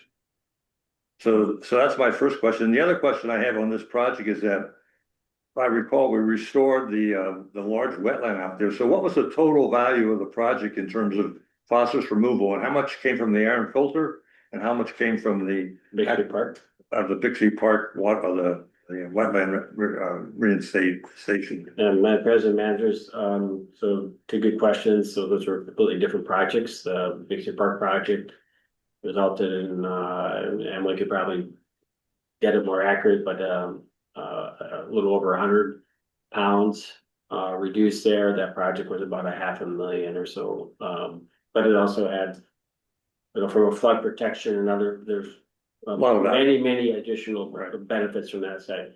So the Broadway project, the district, that was an add-on for the project. County was doing the road project. Of course, the city had the stormwater requirements. The district added on to the iron enhanced sand filter component of that other project in the back, but that was in the very early years of doing these iron enhanced sand filters. And so there were some issues there, so. But we also cleaned up the park that was flooding all the time, and so we corrected all of that. That's when the turnaround was coming into, used to be a straight road. And so when the turnaround came in, we worked with the city and the county to clean that park up and the drainage in the park so that people could enjoy it. And that's why we have that wonderful, 12 weeks of summer, activity in that park. So there's some real value there, and, as far as phosphorus removal, going into that commercial area and taking all of that area and also putting it into this parkway, I think you have to look at all of that as a whole and see really what that number is, so. Emily has her hand raised, and I think some of the numbers were changed earlier today, so. Okay. I had something. Emily, go ahead. I think that's. Yeah, thank you, Madam President Managers. I spoke to Anne. She and Eric took a look at the numbers and gave me a call, and I spoke to both of them. And really, that we're actually estimating instead of 10 to 12 pounds per year, it's going to be a little bit higher. It's going to be more like 27 to 29 pounds per year phosphorus reduction. And so if you're assuming a 25-year lifespan, even on the upper range of the estimate, it's still around maybe 1,000 or so pounds, $1,000 per pound of phosphorus removed, which is high compared to some of the projects we've done in the past. But, we've picked a lot of the low-hanging fruit in terms of high cost benefit projects. And, this is kind of where we're at, and we still would recommend that this is a good project that would need to be done. But yeah, the cost benefit is higher than it has been. I think the other thing that you have to keep in mind is we have to be opportunistic. And when you're having a big project like that happening with the road reconstruction, the park, cleanup and all of that, the change of the road to a turnaround situation, it was the right time to do whatever it is that we Yeah. could do to help. I'm not questioning the Yeah. original project. Mhm. I'm just questioning about the incremental thing of replacing the iron sand filter for this kind of cost. Emily, thanks for clarifying. That helps a lot. That gives us a three X advantage on the poundage. But what the proposal here says that the life expectancy of the filter media is 10 years, not 25 years. So you use 25, so if you divide by 10, and you multiply by 10, it's not gonna be as good as you suggested. It'd still be close to $2,000 or $3,000 a pound, I would suspect, so. But I'm just raising a question. Because we don't do this, we could use that money somewhere else and maybe have a bigger impact somewhere. Not that we're not gonna do the project because we're already down the road on it, I understand that. But I'm just getting us to think about, we eventually have to move away from phosphorus and when it gets to be this expensive, it's easier to move away from it, in my opinion. So unless you get a really good project. Madam President, Managers, yes, and this is, so University of Minnesota, St. Anthony Falls Research Laboratory has been the lead on this and really developed a lot of the science behind it. However, the district here alone has multiple types of iron hand sand systems. I mean, anywhere from Hayward Avenue, we have one at County 50, we have one at the Penn Run Farm, we have several others, one at Target. This one is an early one, and the thinking at the time was to put some soil medium at the top as well, which is not worked out very well based on our effectiveness monitoring that we did afterwards. It's like, oh, this is what's going on, it's not creating the benefits we want. So there is an interest in actually just replacing it. However, one thing that we still trying to engage St. Anthony Falls with, we want to do the application, is to actually pull some samples and see, from just a better understanding of the science itself, is to take some core samples and have them analyzed at the lab. How much is remaining within that life of that system? So, because the way they work is that the iron attaches to the phosphorus, that's what goes it, right? So then eventually there's no more surface area of iron available to attract or to attach to whatever phosphorus is coming through the system. So, we don't have enough of these in place long enough to understand the full length, but of course, the more phosphorus that you could keep out, and one great advantage that we have is Sweet Street right now. Extending the life of all those stormwater systems within the city here. So So that'll be important, and the city is already talking to us about like, hey, we want more. You'd like another, right? Can you help us write another grant for the street sweeper after it gets to be 10 years old, which will be coming up in just another year or so. But, and so from that standpoint, we're gonna look at it. If there is enough capacity, we'll know before, a year from now. And so typically we'll have 3 years to implement the grant. We may just wait, like, okay, maybe we get another couple of years and then that extends out farther. But then once by replacing it, then you'll start fresh with just the iron and sand filter, like we're gonna do with our other couple of projects. And those should be longer lasting. The thing is, for any of them, it's all about how much of it is coming in to the capacity based off of what is known. But at present, until, I'm sure the university and others will continue to look at ways. I mean, the street sweeping thing is just something really that, No, I know. we leaned in on, and that's been far more cost effective, so it may be beneficial, in fact, or more cost effective to fund even more frequent sweeping in that drainage area for that reason. Going into the future, we can do that analysis as well. Thanks for the explanation. Maybe we should change these numbers, have updated numbers in there and then. Yeah, they're updated in the board packet. I updated it today, so it's fixed on the website. Okay. Okay, and then if it's a 10-year, fine. If it's a 25-year, because it's numeral, then change that number. And just so, I just wanted to get us back to looking at the cost per pound that we've been doing in the past. Do we measure for sediment in that system? No, because the first pond would capture all the sediment. Mhm. And so then the city has used that same CI biobase for measuring the accumulation of sediment within all the stormwater ponds. Mhm. But again, looking at the 80-20 rule, they did some number of years ago. They went out and surveyed with that, basically using a kayak, and you can go out there and to see what sort of capacity was remained within the ponds, because the treatment is not, the effectiveness of the stormwater ponds is not linear, because once you get to like half full, it's based on residence time over the water. So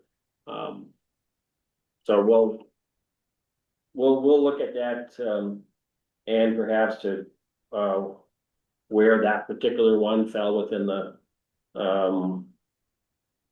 the report that the city has of all their stormwater ponds, that they were using that information to systematically go through all their stormwater ponds to clean out. Yeah, I understand that, but this one in particular feeds into the Sunrise River and Shallow Pond, and then down to Comfort, and continues on in the Sunrise. So it has a bigger reach, if you will, and that's, to me, an important one, because it carries so much more than phosphorus. Right. Well, that's actually one of the benefits of these types of systems, and Dr. Wilkinson can clarify it any further, but it's going into the stormwater pond, it settles out. Even if there's some murkiness going through that, it goes on top of the medium and then filters through. Typically, the water coming out is clear as clear can be. Okay. So you can go over to County Road 50 and look at that water that's draining, what's normally was coming down the ditch system before it goes into the system. That's a good story, though, Yeah.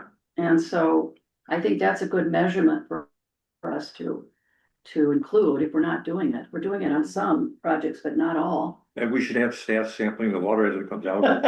Yeah, there you go. We'll make you Right, do there's it. nothing else in there. We'll have you do it. So clean. President Anderson? Yes. A question that I have is, will there be 3 grant applications, one for each of the proposals that are listed? Or is it all rolled into one grant application? Madam President, Manager Baki, good questions. There will just be 2 separate ones. We will not be submitting one for the dead end streets. The other 2 will be separate ones, so then they'll just have to stand on their own. Yeah, you said the city's not ready. Maybe we could trade that for 72 slips. That's what I'm gonna do. Well, you have until the 25th. The concept is what's important. To make Okay. a point with the city. Do we have a motion? Okay, I'll make it. I move to authorize the district administrator to submit grant applications to the fiscal year 27 Clean Water Fund competitive grant program and to execute the grant agreement if awarded. I will second that motion. Already done. We got Jim here doing it, so. Hey, before we vote, I have just one other question. The second paragraph of this proposal is, I think, really important, and it's probably noticed it already, but our availability of grant dollars has gone down 50% since 24. And it's probably gonna get another 50% the next cycle. So we're gonna be running out of grant money because it's being shifted down to the one watershed, one plans. So we need to, I know we're doing this, but we need to make sure we try to get money from them before we do other things, plus the fact that development costs aren't being covered anymore. And I noticed you got a special federal grant, so is that going to work for us to cover the development costs, or is that an experiment at this point in time, Mike? The federal 319 grant is one that we received, I don't know how many years ago now, Emily, we're in their second. It's over 16 years, so every 4 years we get an allocation for doing watershed work. So it was a competitive process, but again, that went through MPCA. Money comes down through EPA or from the EPA to them. They know and see our work, and but it's limited to 250,000 per 4-year cycle. So we're trying to optimize those dollars for grants. I think it's very creative that we're doing this, so I think that's great to figure out how to get around these constant obstacles that are being put in front of us, so. And then I think to Manager Anderson's point the other day is that we should try to fight very hard to keep that Metro Fund money. Because we're losing everything else, so these are good numbers to use in that argument when and if it comes up again. But I think other people got the same problem we do. Yeah, Emily, can you find that, we won't do it right now, but when you find it, it's that chart that shows the allocation by member. Can you just look for that, and when you find it, let me know. I want to show that to the board, and we'll talk a little bit later about the Lower St. Croix Pondview meeting. Just a quick update, okay? And I want that. Yep, I have it whenever you're ready. I can forward it, or we can pull it later. No, I'm not gonna figure out how to show it. That's up to you. Yeah. Okay. So we gotta call the roll call. Yes, we do. All right, Manager Schmaltz. Aye. Manager Baki. Aye. Manager Taves. Aye. Manager Schottmuller. Aye. President Anderson. Aye. Unanimous, thank you. Next is the Green Corps host site application resolution. The president managers, so the memo is rather straightforward. We have Emily and Aiden have both worked with this program, and Aiden was in the past have been overseeing the Green Corps members. Blaine will also be involved with that this year, but so you'll maybe recognize the two individuals that were cited in the memo, Jess Hall and Julia Gabbro, that are being passed. Right. So these are funded through that program, so it's no cost to the district. I'll move to adopt resolution 26-03-01, authorizing Minnesota Green Corps host site applications. I'll second that. Thank you, Manager Taves. Any further discussion? Nope, roll call. Manager Schmaltz. Aye. Manager Baki. Aye. Manager Taves. Aye. Manager Schottmuller. Aye. President Anderson. Aye. Good program. Yeah, thank you, board. That was unanimous. Next, we're gonna hustle through this stuff now. Next is the iron enhanced sand filter bid solicitation. And president managers, we have DOR staff here as well, to we'll check on the resolution, but, to go over any questions the board might have, but this has been in process. I'll note that the engineer's estimate has come down, from what our original design estimates were, so, depending on where those fall in real life, we won't know until we actually start getting bids in, but, I think, Eric, you've been to the board meeting in the past, right? You've done an introduction. Hello, Mike. Hello, board, Madam President. This is, I believe, my first time here at the board meeting. I have met Madam President Jackie and Manager Jim at the Minnesota Watersheds Conference, but I believe this is my first time here. Eric, Eric, do you want to do a quick introduction and then maybe go over your EUA memo? Yeah, I prepared some slides that I think will do it, but I'm Eric Miga. I'm a water resources engineer with EOR. I came on in October of 2025. I took over this project from Kyle Crawford as he went on kind of eternal paternity leave and became a stay-at-home father. So I've worked with Blaine and Emily to kind of get this to a bid solicitation, and also Chuck helped me past couple weeks tighten things up. So it is ready to bid, and I'll try to share my screen, some slides here with y'all.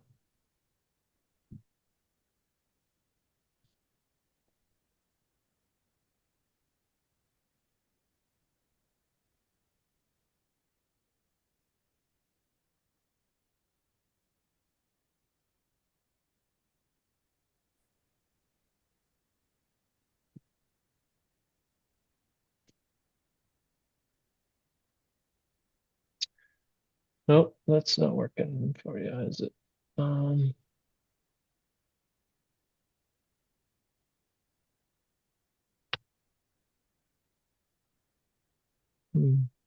we live without the picture? What was that? Can we live without the picture? Is it instrumental to your presentation? No, We can just talk about it. the Okay. my son Picture. there. Yeah. Yeah. Let's see here. Yeah, just as long as you're talking basketball, he'll listen. Here we go. Let's see if that worked. No. Sorry, I don't want that. Sure. Yeah. It says I'm only sharing. We're getting into a time crunch here, so. Yeah, sorry. Oh, is that it? That should be it. Yeah. Oh, good. Sorry. Good. All right, sorry about that. Mhm. So this is the project, the Heath Avenue Iron Hand Sand Filter project, bid solicitation. As I mentioned, I worked with Blaine pretty closely on this. He was the district lead. I was the lead design engineer and project manager, and I worked with Ellen Kimlinger and Derek Lash in my office here. The project is located about 1,000 feet from Little Comfort Lake. It's just south of the Lake Boulevard, County Road 8 and Heath intersection.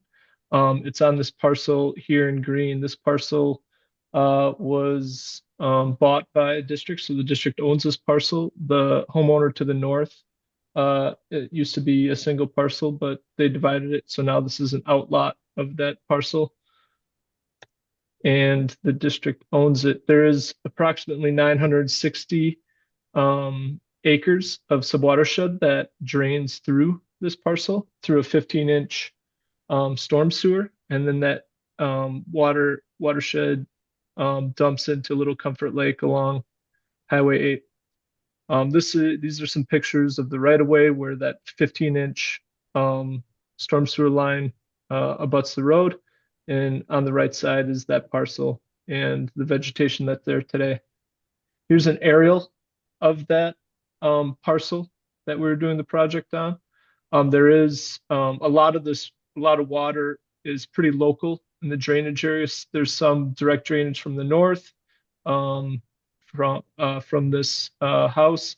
Then it all kind of drains towards this wetland feature here. This wetland will overflow to the east and the west back into the southern system. So we are maintaining the hydrology of that wetland in our design. And here is the footprint of our design. It's a pumped filter.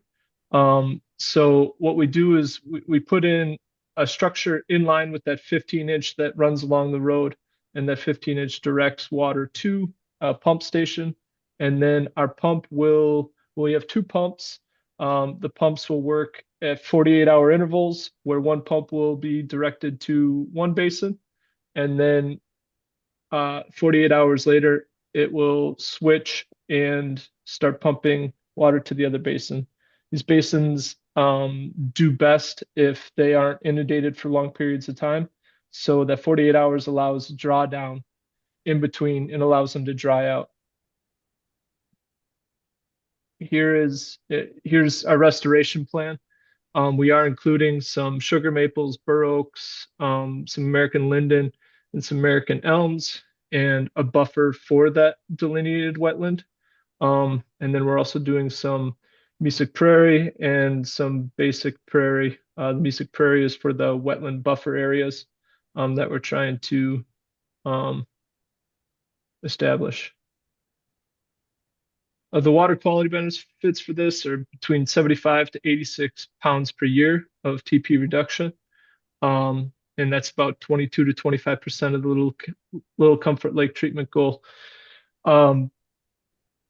This pump will operate in between storm events, or when we have really, we did some modeling in the 2018 year where we had, where that 15-inch was kind of running all through September and October. But what we did do is just for some smaller events. So on your screen, you'll see some of these smaller events, and these are the flow rates through that pipe during some smaller events. This one down here is like a quarter inch event or 0.25 inch event. And this green line here is a 1-inch event. So you can see that our pump operating at about 500 GPM or 400 to 500 GPM, which is about 1.2, 1.3 CFS, which is that red line. Even after, if that wetland upstream is wet, if we get a 1/4-inch event, theoretically, our pump will be running at maximum capacity for anywhere from 1 to 2 weeks. So that's where these will be effective. They'll run for 1 or 2 weeks for some of these small storm events when we have a wet system, a wet subwatershed. And there are times where if it was like the what we saw in 2018, it could be running for a month and a half straight. Here's some overall funding. As Mike said, this our current engineer's estimate is $1.4 million. And there's the two main funding grants, the Lower St. Croix Watershed-Based Implementation Funding Grant and the Clean Water Fund Projects and Practices Grant that are paying for much of the filter. I don't know if Emily wanted to add anything to that, but That's okay. We can keep it Okay. moving. Thank you. all right. Some project partners are the City of Wyoming, who's been reviewing this as we went from 30, 60, 90. So 90% plans were the last plans they reviewed, and they had no comments. They were excited about the project. And then just overall timeline tonight, we're asking for your authorization to bid. Tomorrow we'll start the bidding process, and that will close on the 14th of April. So it'll be open for about a month of bidding. And then the board will award the project at their May 14th meeting. We estimate construction will run from June 2026, or that's when we think the earliest they could start. But it will likely go to June 2027 to both line up with funding, and this allows us to do some of the vegetation plantings in the prime time of the year for best establishment next April and May. So that will hopefully be the last thing that they do is do some of those natural plantings. And it'll be kicked off right at that growth season. So substantial completion. They'll have all the parts in hopefully by April 30th of 2027, and then final completion June 1st. Wonderful. Well, I'm glad to see that we're going to have trees put in there. That's going to bring some life to that flat area. It's just all flat wetland. And Yeah. I have one question. On maps, different maps that I've seen, there are trails coming from Forest Lake and that, you can't see it, but in this yellow area for the people here going into Chisago County. Does it reach that far? What the water that's coming out of the city of Forest Lake, or does it not go that far? I'm not sure where that spot is. Yeah, it's within your drainage one, The drainage map? Okay. Oh, here we go. Right. Yeah. Correct. It doesn't really show up, but you can see where the North Shore Circle is, how close it is to Forest Lake. That is, so part of the TMDL required or obligation is assigned to the city of Forest Lake because it drains, up to Little Comfort. So, Yeah.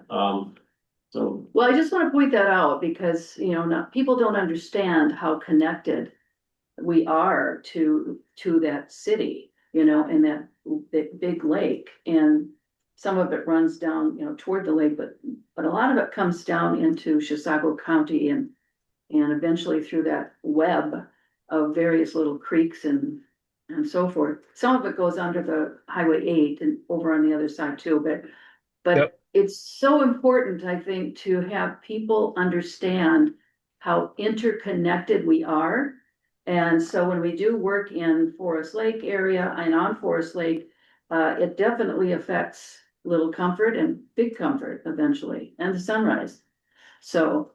Did we just get lucky with the spot that everything drains through that one piece of property? Or was that targeted? No, I don't. Well, I have a question on that 15-inch pipe. Is it working properly? Because I talked to a neighbor on the other side of Heath from where we're at. And ever since he says that pipe's not working properly because his backyard floods. Oh, The pipe that the city depends put on in. The years city's ago. pipe. Yeah, yeah. so Well,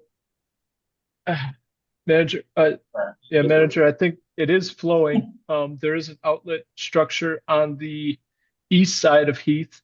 And I know that system, since it all kind of comes to a head right upstream of the project area, I know that outlet acts as the bottleneck. And this 15-inch is a bottleneck. At full flow capacity, since that 15-inch doesn't have a whole lot of grade on it. It's pretty flat. You can see that, at full flow capacity, it only flows at 5.8 CFS. So you're draining, 960 to 1,000 acres through ultimately that 15-inch pipe. So it's doing good for rate control, but yeah, it's probably leading to some excess inundation during those wet periods. Lots of sediment. I was there when that was first put in. It was like the Mississippi River at New Orleans. It was just mud. But the wetland held. I'm shocked at that. I really expected that wetland along Highway 8 to deteriorate, but it hasn't. And that's remarkable.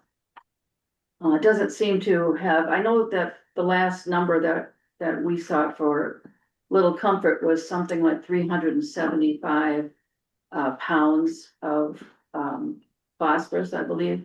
I don't think you measured sediment, but this is going to take away a lot of that number. So yes, Mike. President Managers, Shabu. So a couple things. One is that there was a clay tile. So in the 1937 era of photography, so when we were looking at this, that drainage area was basically entirely internally drained. And there was, so to farm it, then they put in a clay tile system that ran to Little Comfort.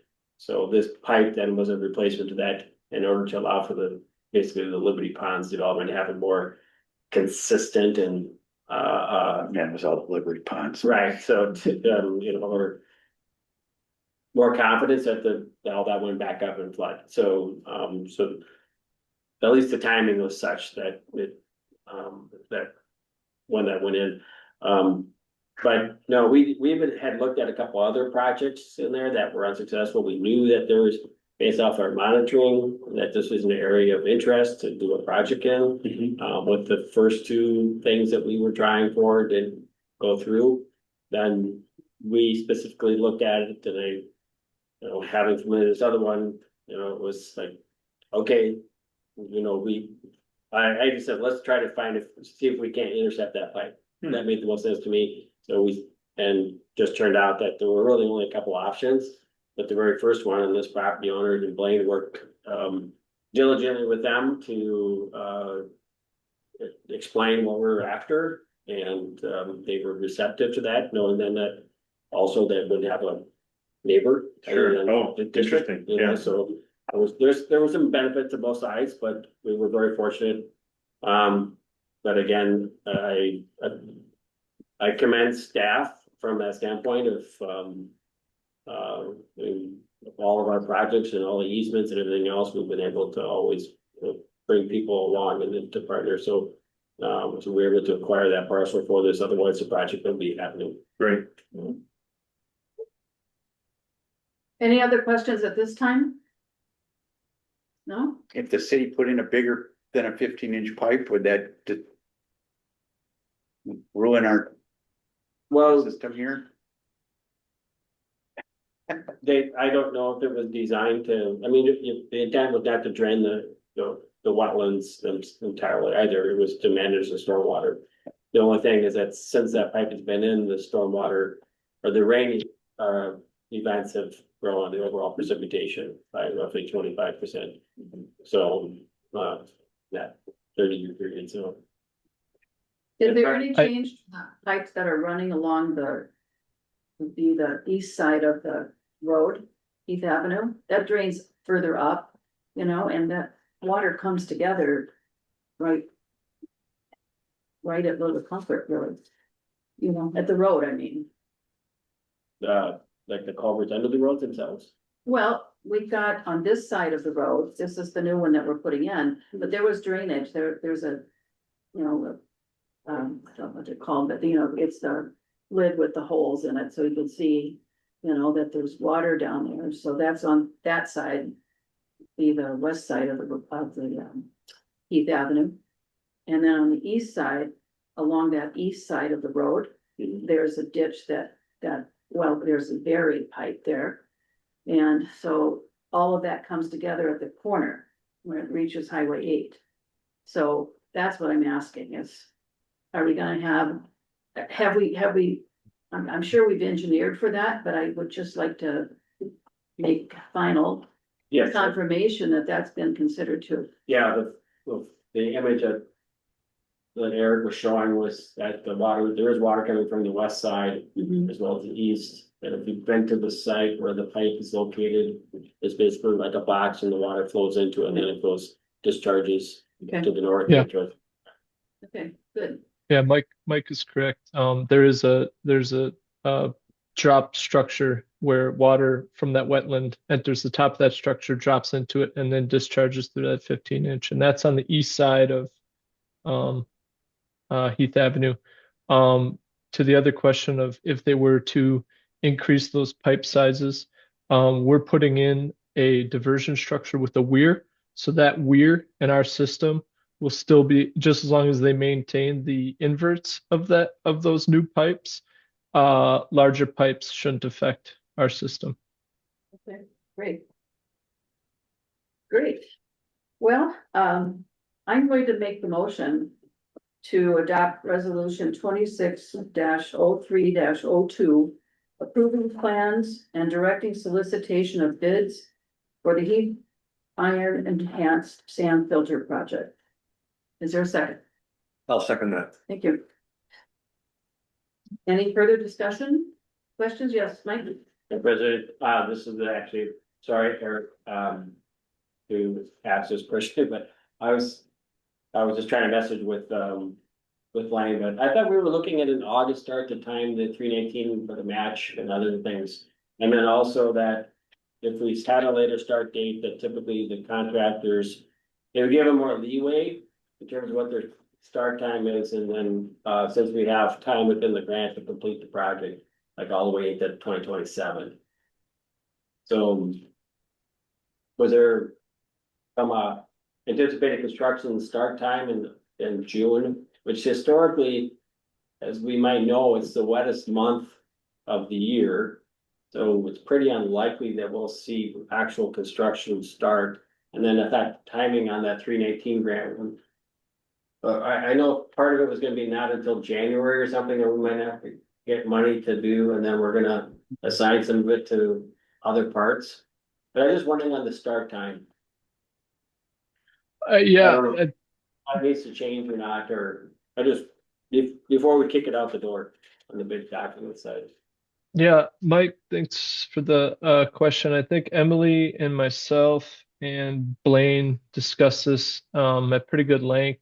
It's hard to determine what would be the best avenue of when you're going to get the best prices. We thought if we were to get it bid now, we would have a good idea of, the prices that come in. If they come in way over our estimate and they're outside of it, maybe we have to, value engineer some aspects out of it and rebid it. So one thing of getting it bid now is if we do have to rebid it, we have that time. The other thing was giving them a wider window, say from June to the next June, gives them some flexibility on when they can start. And hopefully this is something that, maybe if they're a contractor that is normally a little bit light in the winter, this could be good winter work in October.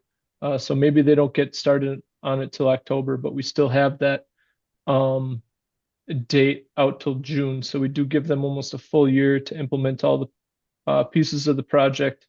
And we were hoping with them seeing that window, that would give them a lot of flexibility on, getting crews out there for various things, or, being able to plan around that. So that was our thought about, getting it bid out now. The other thing was if we waited another year, I think, prices are likely just to go up, in another year. So that was our thinking. I was fine with the bid timing. I was just talking about the start of construction, but you've explained that well enough. As long as the contractors, I know we're gonna have a meeting on site, that they understand that they can move it around. Sounds like you can handle those questions. Yeah. Let's move. Well, I on. didn't know if I. Let's move on with our vote. All right, Manager Schmaltz. Aye. Manager Baki. Aye. Manager Taves. Aye. Manager Schottmuller. Aye. President Anderson. Aye. Thank you, unanimous. Again. Let's try to move quickly through some of the other things here. The Minnesota Lakes and Rivers letter of support. Is there consensus to approve that? Yeah, that should be straightforward. Yeah, I think so too. So I'll move to have the board president sign the attached letter of support on behalf of the board of managers and direct staff to forward the letter of support to MLR for their proposal to the LCCMR for funding of their lake stewards program. Your second? I'll second that. Manager Bucky or Taves? Taves. Manager Taves? Okay, thank you. Thank you. Roll call? Manager Schmaltz. Aye. Manager Baki. Aye. Manager Taves. Aye. Manager Schottmuller. Aye. President Anderson. Aye. Thank you. Old business. A 2026-2028 Forest Lake Cooperative Aquatic Invasive Species Agreement. Tri-party agreement. Is there a motion? All right, Manager Schmaltz. Manager Baki? Aye. Manager Taves? Aye. Manager Schottmuller? Aye. Thank you. Old business. A 2026-2028 Forest Lake Cooperative Aquatic Invasive Species Agreement. And President, I don't know if you want to have any discussion on it or not, Matthew can answer any questions. Well, let's see, do I have this? Yeah, here it is. Okay, the last thing I remember though is that we had budgeted 60,000 for this and it was coming up at 63. Is that still what it is? Yeah, okay. Is that everybody else's recall from the last meeting discussion? I don't know why you would budget 60 when it's always been 63,750. Well, I'm just saying, it came Yeah. up at the last meeting. So just change it To what?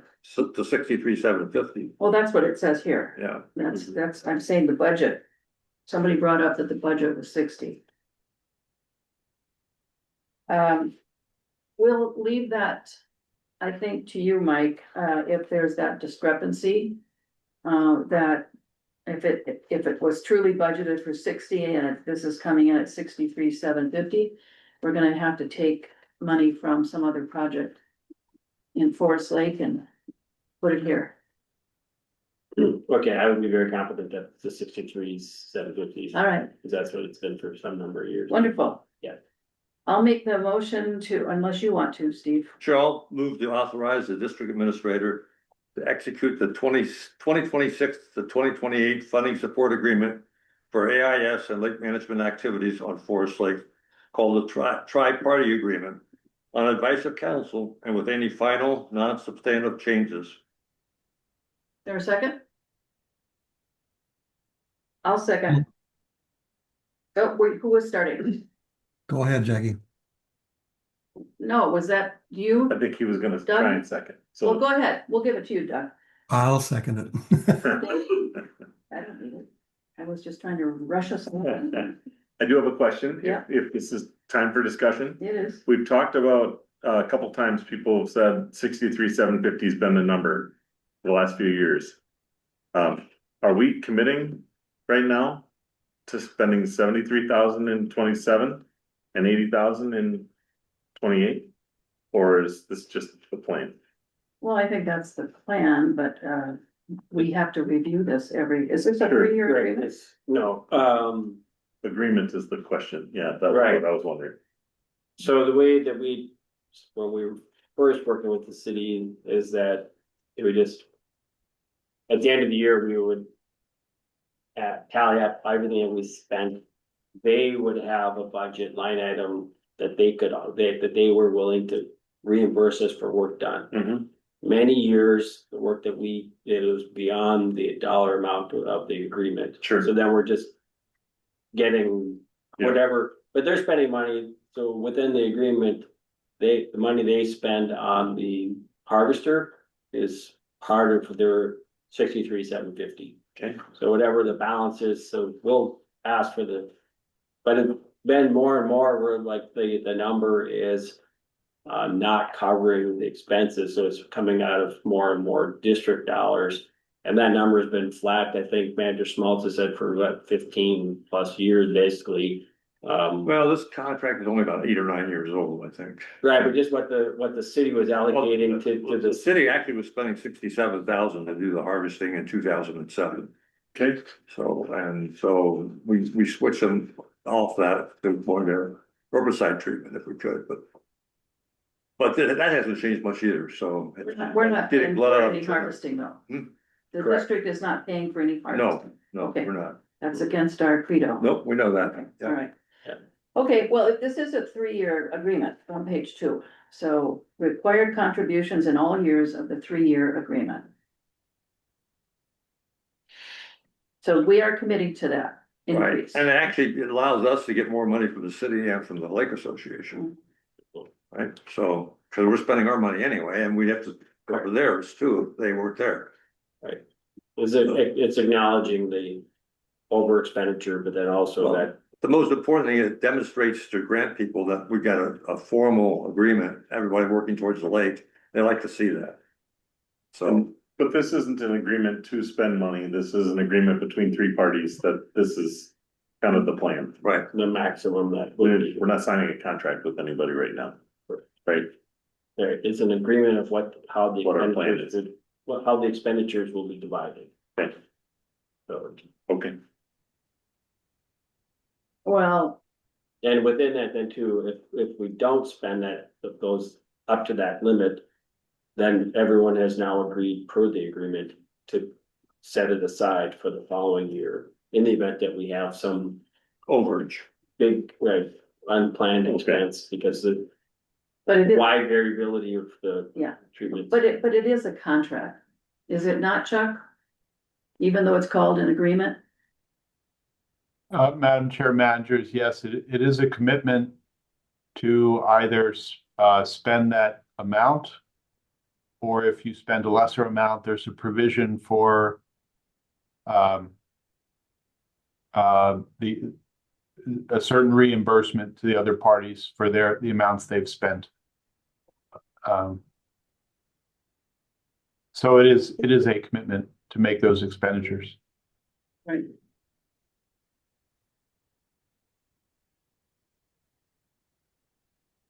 One last question. Are these outlay dollars or is this allocated time? Could this be? Our staff spent this amount of time and it's got allocated towards this, or is this cash from the bank? Handing it to somebody else? Sure. I believe it's cash. Is that correct? The foundation of the 63,000 is actual dollars. It's not in-kind work from our district staff. Madam Chair, it does include staff costs. So part of it could be like watercraft inspector, Yeah, so staff that are overseeing that program, okay, overall. Right, coordination of activities, most of it will be for treatment. So you are Yeah. counting in-kind dollars. Yes, Yes. if you're, Yeah. yes. Okay, and that's true, Chuck? Yes, that's correct. Okay, so we don't know what that ratio is. It's in a little box at the bottom of the page. That's where the money's going. Well, I think he's asking where the money's coming from. And so part of this 63,000, whatever, 700 is from in-kind value of staff. Right, $9,500. Is it on there? Yeah. Okay, there it is. okay. I was down too far. Yeah. I need to scroll back up. Okay. Okay. Okay, there was a motion and a second. Ready for the roll call? I am. Any other questions from anybody? All right, Manager Schmaltz. Aye. Manager Rocky. Aye. Manager Takes. Aye. Manager Schrockmuller. President Anderson. Aye. Motion carries. Next item under old business is the Washington County meeting. Mike, I think you're gonna tell us about that. Madam President, Manager Chapman and I had a meeting last week, Thursday, with all of the county staff members. It was, manager orientation, and then I had just brought up at the end of the meeting, the request to discuss some matters that, well, it happened to be on that particular day. There was a workshop for the, for contractors to do shoreline work. And I expressed my disappointment in the fact that this was another area where that had been started, that I had done the first workshop back in 2010. We had a development of what's called rules and tools for contractors. And we brought that concept here and we developed and have put that together. We were not contacted at all as part of the planning or invited to participate.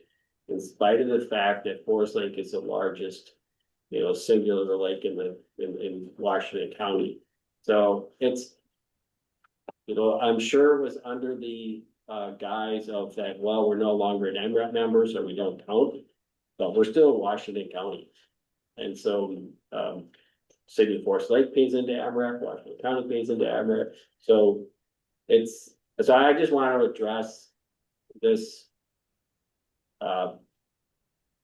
this issue because I feel like we are we've been contributing to the education. We've got numbers now to show how many people that come to our education activities are not from the watershed district, roughly half. So we're not screening them at the door and saying you can't come in. It's just it's for the good of the public and the good of the resource. So I just would like to get some, I think if Commissioner Miron would weigh in on it, they would acknowledge our contribution to the MREP and make us a whole partner again. Because there's been past iterations where others were considered that there's been various ways of providing in-kind support to be a member within MREP. And so, but that has not been offered or to us over the last couple of years since we've not been there. But again, it's about just providing service to the public in the most effective. As I noted in my email, public and the resource doesn't care who's doing the work as long as it's getting done. So it's just a disappointment because here something that we had created for the benefit of contractors. And again, there's a lot of contracted work done around Forest Lake. It just would have been appropriate for us to have been invited and to have participated in it. So We also started the work with realtors. That came out of here. well, right, and also Mike Sorensen when he was our AIS coordinator. So you're meeting with who then? Well, we're looking to set up a meeting in April with Commissioner Miron and probably a staff member or two. Okay. But the reason being discussed now is like who would want to attend. The staff in particular had a request if Andrew Schmattmiller can attend, that'd be great, but if there's other board members as well, both in Washington County and out that might want to participate, but there's 3 within Washington County alone, so that makes a quorum, so I just needed for open meeting law purposes, discuss it with. I recommended that they come to the board and that we have the full board sitting in on that whatever their presentation is. And, or if it's a special meeting or whatever, I don't know how you plan to do that and what they're gonna be talking about. But it should never, ever be with a partial board. It should be with all of us. Well, sometimes it's helpful when you have a work group that gets involved a little bit. If you come out with a full board, then everybody's kind of got their ties up tight and they're all sitting at the table and it's hard to get things done. So I think maybe it might be better just to go low key initially and just figure out where everybody's coming from, especially with Fran Mira in there. I think we have to hear we don't understand what he wants to do or what the topic is, but if it's working, Yes. Okay. I well, requested the meeting and talk Okay. about this MREP piece in particular. Okay, So they're not asking for it, we are, or I requested it. okay, so you want to settle whatever kerfuffle we're in because we decided not to pay $26,000 to MRAP and get no services for that. Okay, that's the premise. Correct. Fine, I think that we should have it in front of the board. That was a board decision. We had logic behind it. And you can't do it in piecemeal fashion.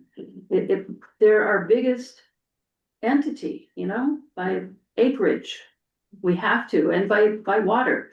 So whatever happens here affects everybody else in Chisago County. Now, we might be the smallest acreage, but we suffer the damage when things aren't being done properly upstream in Washington County. So I just don't want us to have that separated out.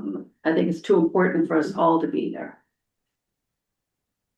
Yeah, I've made no inroads with staff, so I just think it's. And since I was the one that was working with them, getting them to understand MRAP and that this wasn't fair, we were paying the 3rd highest dues fees and getting the least amount of attention. Right. We went years without having proper marketing because we were giving all that money to MRAP and getting the occasional story. Angie's a very good writer. I have nothing to complain with about that. But you had to get down to almost the ending paragraph or two to see our name. I think the discussion is about how we want to conduct this meeting. I really agree with what you're saying. So But I that's- still think that's the topic. that if you gang up on Fran Murin, he's gonna stick with his people and we're not gonna I'm get gonna anything. gang up on him. Well, if you have 5 board members there and he and one staff member, that's ganging up. Well, Mike's gonna tell him. If it's gonna be the board, then he comes with his cadre. Well, then, because we haven't worked out exactly what we're gonna vote on, so to speak. So I think you need to have a Well, we not- little group work it out first. I thought this was just a conversation. What does it have to do with money? You didn't mention any money. No, Mike, no. Mike would be the representative for us along with Miller, and then they would talk with them about. You would prevent our case and let him think about it, and then maybe he won't side with his people and he'll come more on our side. And then we can have a formal board review if we need to, or just have a proposal and have the board vote on it. Yeah, we can. Fine. So maybe we just have the board take a quick vote which way you wanna go. You Yeah. know, a board vote or just a Mike and Miller, we can move on here, so. Well, Is that a, you think another we just manager, resolve it? Manager Baki could attend. I mean, any second board member can attend, just can't have three that Three, right. It's a meeting. Okay, you wanna weigh in? Manager Taves and. Which way do we wanna go? Manager Have, the full board there or just have Mike and 1 or 2 board Baki? members? Let them talk. I I'm just think, trying to Bobby, choices. They're listening. I think, Doug, that- I'm sorry. I think for this next contact, keep it small and see where it goes. Find out what the Okay. dynamics are before we jump in. Okay. Yeah, Manager Baki? my opinion is we've already made our decision. We voted on this issue and they can do whatever they want to do. I have no opinion about the group size or them coming to the board. I think we've already made our decision. And if they don't want to include us, that is their decision. Mhm. Okay. Okay, Mhm. I'm for the smaller group. So that's 2 to 1, right, or 2 to 0. If it's a real meeting, then it's camera, it's, right, I mean, everybody's there, it's the whole deal. Mhm. And then people are performing. Fran's not gonna say anything, right, I mean, it's nothing you don't want, you just can't be.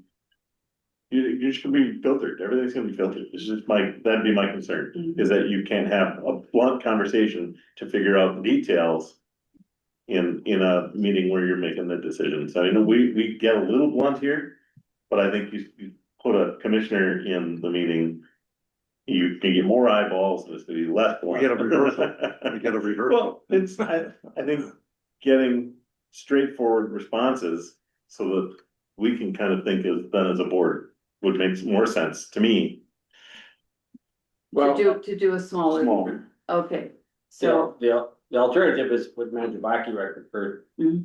I don't know if he recommended or suggested, but we made our decision, we just don't, I can just get back to him and say, you know what, that's fine, we'll just keep marching forward, Mhm. but I just, What is their point? I mean, well, my point is that Or your point? is that Yeah. they've, through this process, has excluded the largest lake in Washington County and providing us, a fundamental research, Duplicative, we're just forcing duplicative search. This sounds like a good job for the administrator to deal with. okay, Honestly, Manager Spotted, and you and I guess we're, Yeah, he's that's the fine, newest member, doesn't have an idea of the history okay, of working with the county.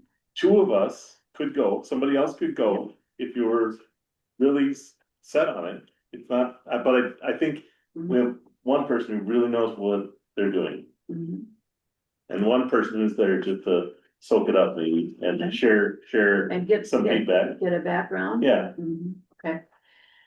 I don't have a problem with that, but my position is exactly what Manager Baki said earlier is, I'm not sure what the objective is for this meeting.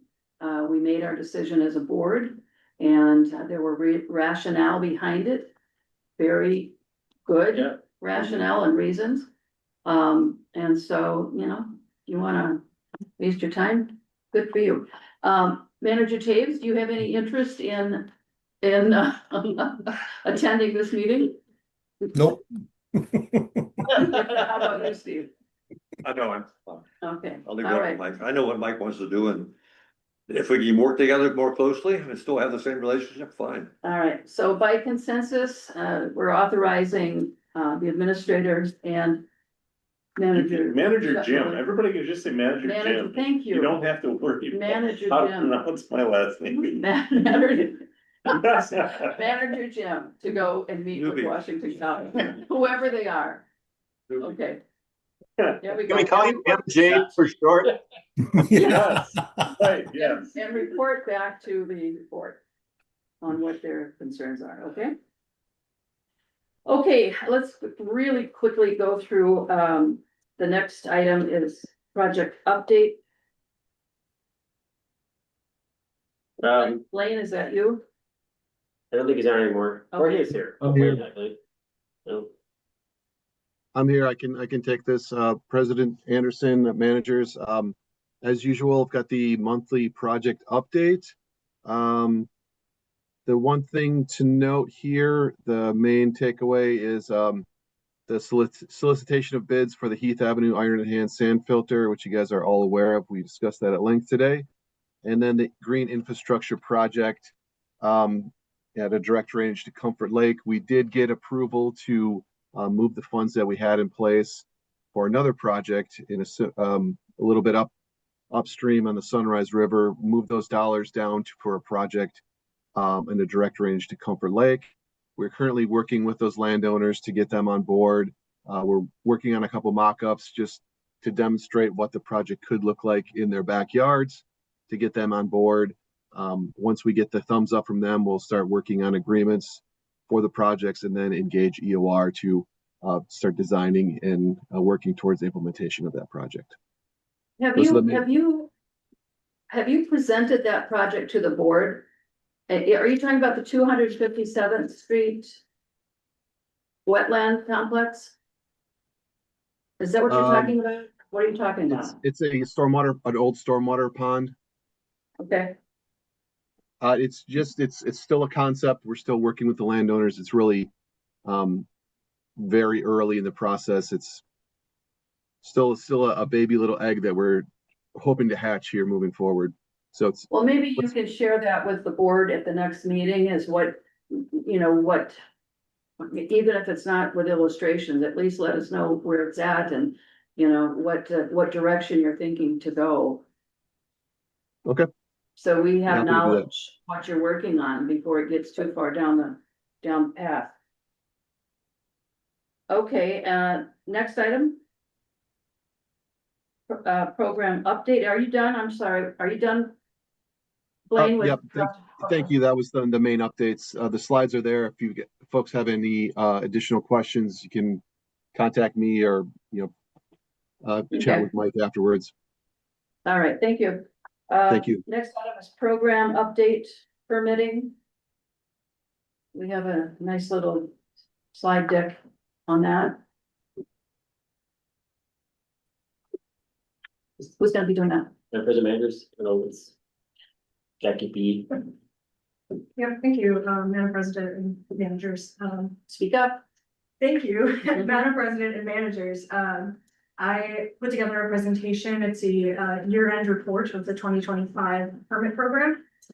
So you should have the slides there, and there's also a video version of that uploaded to YouTube. Okay. Thank you. I think we can bring our questions back at the next meeting if we need to. Okay, get that open.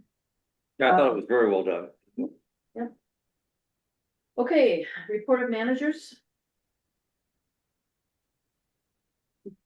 Anything urgent? I just want to. President Anderson? Yes, go ahead. I'd like to share with the board that I have met with Mr. Kinney and President Anderson to review and revise the 2026 SMART goals.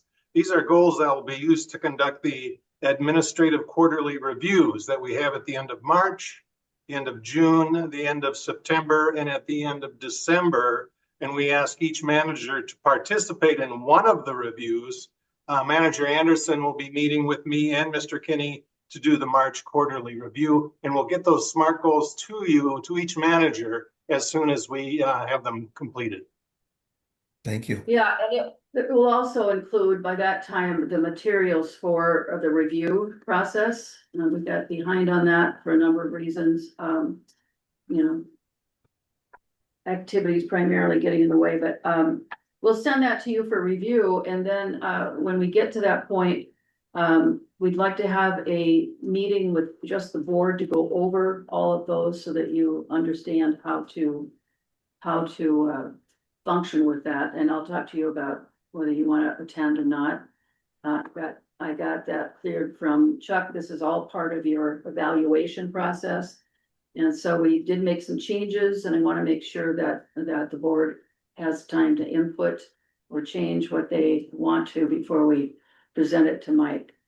And that's all I have for right now. And I think, anybody else have any updates they want to provide? I don't have anything. Thank you, thank you. Okay, Chuck, summary and approval of board direction. Do you have anything? Madam Chair, managers, just a few largely details real quickly. With respect to the 2026 AIS plan, Manager Schmaltz asked that there be differentiation of the district's involvement in delineation and survey as opposed to lake associations doing the treatment. President Anderson asked that there be some reference to the Eurasian water milfoil control history in the last few years that has shown success, and then reference to what was observed in 2025, which I missed precisely what sort of creature we're talking about, but it's President Anderson, you raised that about showing the good water quality. And then regarding the cost share, Manager Schmaltz asked that staff provide an update on last year's program implementation. And then finally, with respect to the Clean Water Fund applications, President Anderson asked Ms. Hines will be sending her the chart regarding the watershed-based funding allocations. That's what I have. Oh, yeah, thank you. I forgot that part. Emily, are you still on? Yeah, I can Okay. share it right now if you want. Yes, please, just Okay. push that up.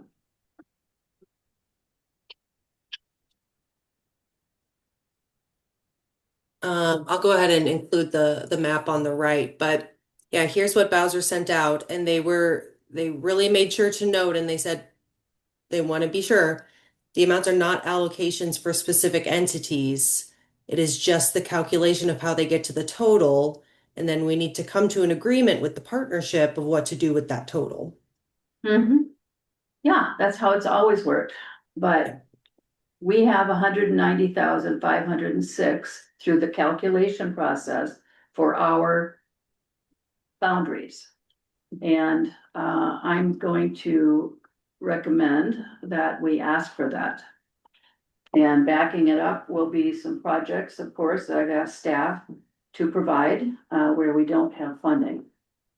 So. And I think we're probably gonna do this, but just to suggest, you have such a good story with what's been happening historically, and this is why we should all be concerned about it. Because we're just living off a little bit longer, but we're not gonna have in 2 years. Right. So. That's exactly right. And we've already given it away for how many years? Oh, it's 4, I think. Yeah, right? so I would mention Yeah. that also, enough is enough. Yeah. Well, most people know that, but. Yeah, but still. Well, with the grants that we used to get all of our focus on, the competitive grants going away. I think, didn't they come back, but their funding is really low. I thought they came back for a period. They were gone last year and they're coming back this year, but at a much lower rate. Correct. Yeah, okay, good. So it's making it very tough to use that source. It's not as deep as it used to be. And this money becomes very important for the local districts to have access to. instead of having to go through that process where we're asking the Lower St. Croix for the money. So, but I'm gonna continue to work with Mike and Emily to refine that approach, and I think Emily, those, and Mike, I need some of the projects that need funding, that you don't have it locked down, that would hopefully total that amount or come close to it, okay? And the meeting is on the I think it's the 24th. Yes. 23rd, yeah, so we've got a week coming up where we can work on this and get it honed. And at the next meeting, I can tell them about it. But that's the approach. She left it up to me to decide. I've worked with Emily and Mike on this, of course, and that's what I'm gonna try to do. Protect our allocation. All right, if anything else for anyone? No? The motion to adjourn is in order? Second. No, it's in order. Oh, I asked for it. yes, motion. Here, you have the motion. Okay. I'll second. Okay. Manager Schmaltz, Aye. Manager Baki, Aye. Manager Taves, Aye. Manager Schottenmiller, Aye. President Anderson. Hi, thanks, everybody. Thanks, yep. Thank you. Good night. So Good night. moved. Good night.